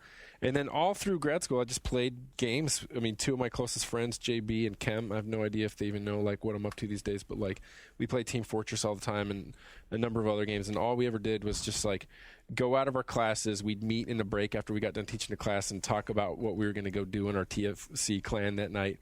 And at some point, I mean, and I was kind of like their filter since I was like reading, EGM and other stuff at the time. I was like such a late bloomer. I didn't get a computer until then. So that was like 1999 or something. I didn't get my first computer till. Wow. And then like internet after that. And so I didn't even know about like websites and shit. And then I don't know, along the way, I just was like, why don't I combine the two, the writing and the games? And then as soon as I made up my mind to do that, then I just started writing the samples. And I was at the grocery store at the time, too, working like a 2 a.m. shift on weekends. So I would just write on my breaks, like it'd be like all quiet and dark in the parking lot. So all the drunks had already gone home. And that sounds kind of nice, actually. Yeah, just sit there and write. And I got so much more done. I swear I could write like full stories in a week, whereas like now, months, and I can't get shit done because I'm always distracted. But this was like the other good thing, it's like, yeah, you're just forced to sit there. There's absolutely nothing to do, and you can either read. And the main key, so I really appreciate everyone who does some kind of like work that they don't necessarily like, I associate it with blue collar work in that because for some reason doing anything where you're being paid for mental work seems like a luxury. But because it forces you to really treasure every free moment you have, especially in summers. You do that shit for 48 hours a week. You get a day off, like I couldn't ever sit home. I'd always have to do something. I got to go tubing this weekend. I got to go to the river. I got to go kayaking or something because that weekend's going to be over so fast, and then I'm going to be setting my alarm again for like 1 a.m., and it's totally going to suck ass. Yeah. So the breaks were the same way. It was like, I got 15 minutes to myself right now, bitch. You can't tell me what I'm going to do with them, so I'd go write. It's true. That's an amazing thing about. I mean, like nowadays, if you work in an office, it's like you get your YouTube break every 20 minutes or something. Yeah, totally. You're like hanging out with your friends and talking about whatever, and maybe you're working a little bit or whatever. But as opposed to you got time to showing leave, up you got and time like to clean. Yeah, punching in to a job, punching out for a 10-minute break, and coming back a minute late and being scolded for it. Yeah, where were you? And you only get like 2 of those in the whole day. Oh my god. So you would definitely I remember that was another luxury of working that kind of work is that if you'd ever have to like shit or piss, you'd save that. You wouldn't do that on your break. And then you'd feel like that would be your one way of sticking to the man. I'd take like an especially powerful deuce and be like, I'm getting paid for this shit. Oh, so I definitely relished a few of those. Let's let Jeff get another. Oh, I was just going to say, I was just going to try and get back to Jeff as well. So Jeff, are you still there? Did you hang up on us? No, I'm still here. All right, man. Let's go back to you. That was a long-ass response.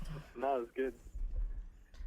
Is it weird, like, listening to a snippet of the Brodeo, ahead of time? Like, the Brodeo of the future. It's coming through my cell phone speaker, which I'm not really used to. Yeah. Do we all sound like the same guy? Yeah, this is kind of unnerving, actually. You're on the Brodeo, dude! Brodeo! Ask some questions, man. Do they have to be, like, gaming related? No. You can say whatever you want, man. It could be, like, what kind of underwear, like, Ryan wears. I don't know. Boxers or briefs. Yeah. Okay, what is everybody's favorite pizza? We actually fight over this. Yeah. We fight a lot. Ryan... I usually win. No, you do. Well, you do. I usually win because I'm the one who does the order. Yeah.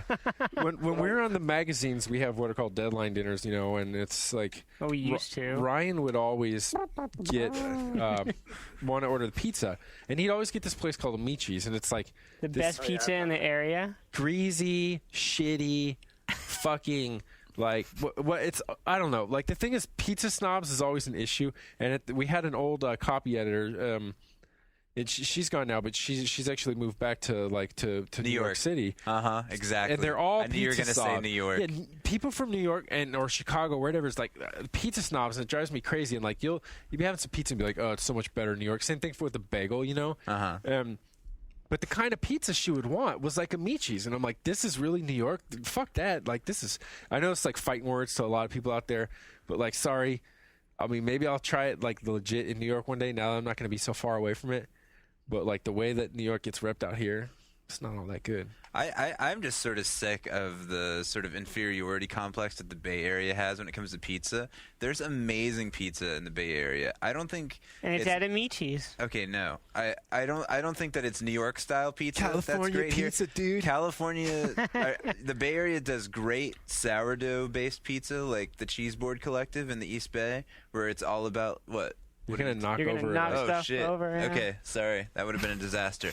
But like, there's a kind of pizza out here, and this is definitely among my favorite kinds of pizza. Where the Cheese Board Collective, it's all about sourdough crust, and they put all kinds of fresh California kind of toppings like great cheese and great vegetables. It'll be kind of unusual. Like sometimes during the summer they'll have like corn pizza with like a twist of lime, which I know is like sounds horrible to most people. That kind of stuff is actually really good. It's really good. And then we could cover our asses by saying we like traditional Italian style stuff too, where it's like super thin crust. That's actually my favorite kind. Pizza. That's my favorite kind of pizza. It was baked on the fucking gravity of Jupiter or something. Yeah, like a Neapolitan style pizza. And that's what I make at home. Like I make straight up pizza margherita. Buffalo mozzarella, a little bit of sauce, and some fresh basil on a killer crust. Yeah, that sounds good. But like also to give credit to the Californian, it's like the whole West Coast style thing. Like there's this pizza I get from a fucking place called Pizza Extreme, no less. Wait, it's extreme. That's the place that's connected by court to High Tech Burrito. High Tech Burrito is owned by the same people who own There's a place called High Tech Burrito. High Tech Burrito, yeah. That's fucked up. Yeah. Anyway, that makes me sad. But there's a pizza there. Actually, now this is just Waja. There's a pizza there called Peace in the Middle East, and it's like a piece, like a slice, but it's got like hummus on it and artichoke hearts and fucking Kalamata olives. That sounds fucking good. And it's like a Mediterranean style maneuver on there, and it's good, man. And now that I think of it, that probably sounds like the worst abomination to anyone. It probably just has a bunch of people being like Californians are idiots when it comes to food. What about? I mean, I like New York style pizza in New York. I've had great pizza in New York. But I don't think it's like the ultimate in pizza or anything. Right. I appreciate pizzas from various regions. The ultimate in pizza was Jeff's school lunch, and I heard they had those little cubicle pepperonis there, Jeff. Wait, what? Hello? Your favorite pizza is the school lunch kind, right? Where they got those little cubes of pepperoni and that that's pale cheese. Did you have that same pizza at your school? I don't know. I always kind of avoided pizza in school because of the cubed pepperoni and stuff. Yeah, I was gonna ask where you went to school because I have this theory that the school lunch is the same throughout the entire country. That everyone you name the pizza and everyone gets the same visual of 3 strands of mozzarella melted over a fucking piece of shoe leather and some cubes of fucking pepperoni on top. Yeah, well, I grew up in Southern California, so I've actually where at down there? Next to Six Flags, Magic Mountain stuff. Mm-hmm. Oh yeah, I used to pass through there all the time. Down by West Covina. Yeah, sort of. Kinda. I'm from San Diego at some point in my life. So. Yeah. Cool. All right, I think this is the grand finale, man. We're going out on that about our favorite pizza. We're gonna let you go and talk about the weather. All right. Well, thanks for having me. Thanks for calling in, man. Thanks a lot, Jeff. Appreciate it. Hey, so I have a question. What happens if this magic number to this phone gets out and people just start calling during podcasts? Change the number or unplug the phone. It's gonna kill me. I never even thought about that. I'm only standing because I'm tired of sitting. I know. I've got to go pee so bad. This is now. It's getting to the point where Skip's got to get home. We're done. We got to find some way to end it, and there's going to be no good way. Let's just end it with you right now. All right. Monologue till we out. I got pee. That's what makes it horrible. If I even move positions, I'm gonna piss, dude. It's like a kink in a hose. You know when you got the hose, and you put the kink in it, and now we're seeing it's comes out 5 times the volume. Do you guys dare me to punch him in the gut? Dude, no, that's not even funny. We're gonna be wheeling you to the toilet in your chair. Okay. All right. Bye. There's no Brodeo. good way to end it without Jeff here to do his rap. Well, this is it for you.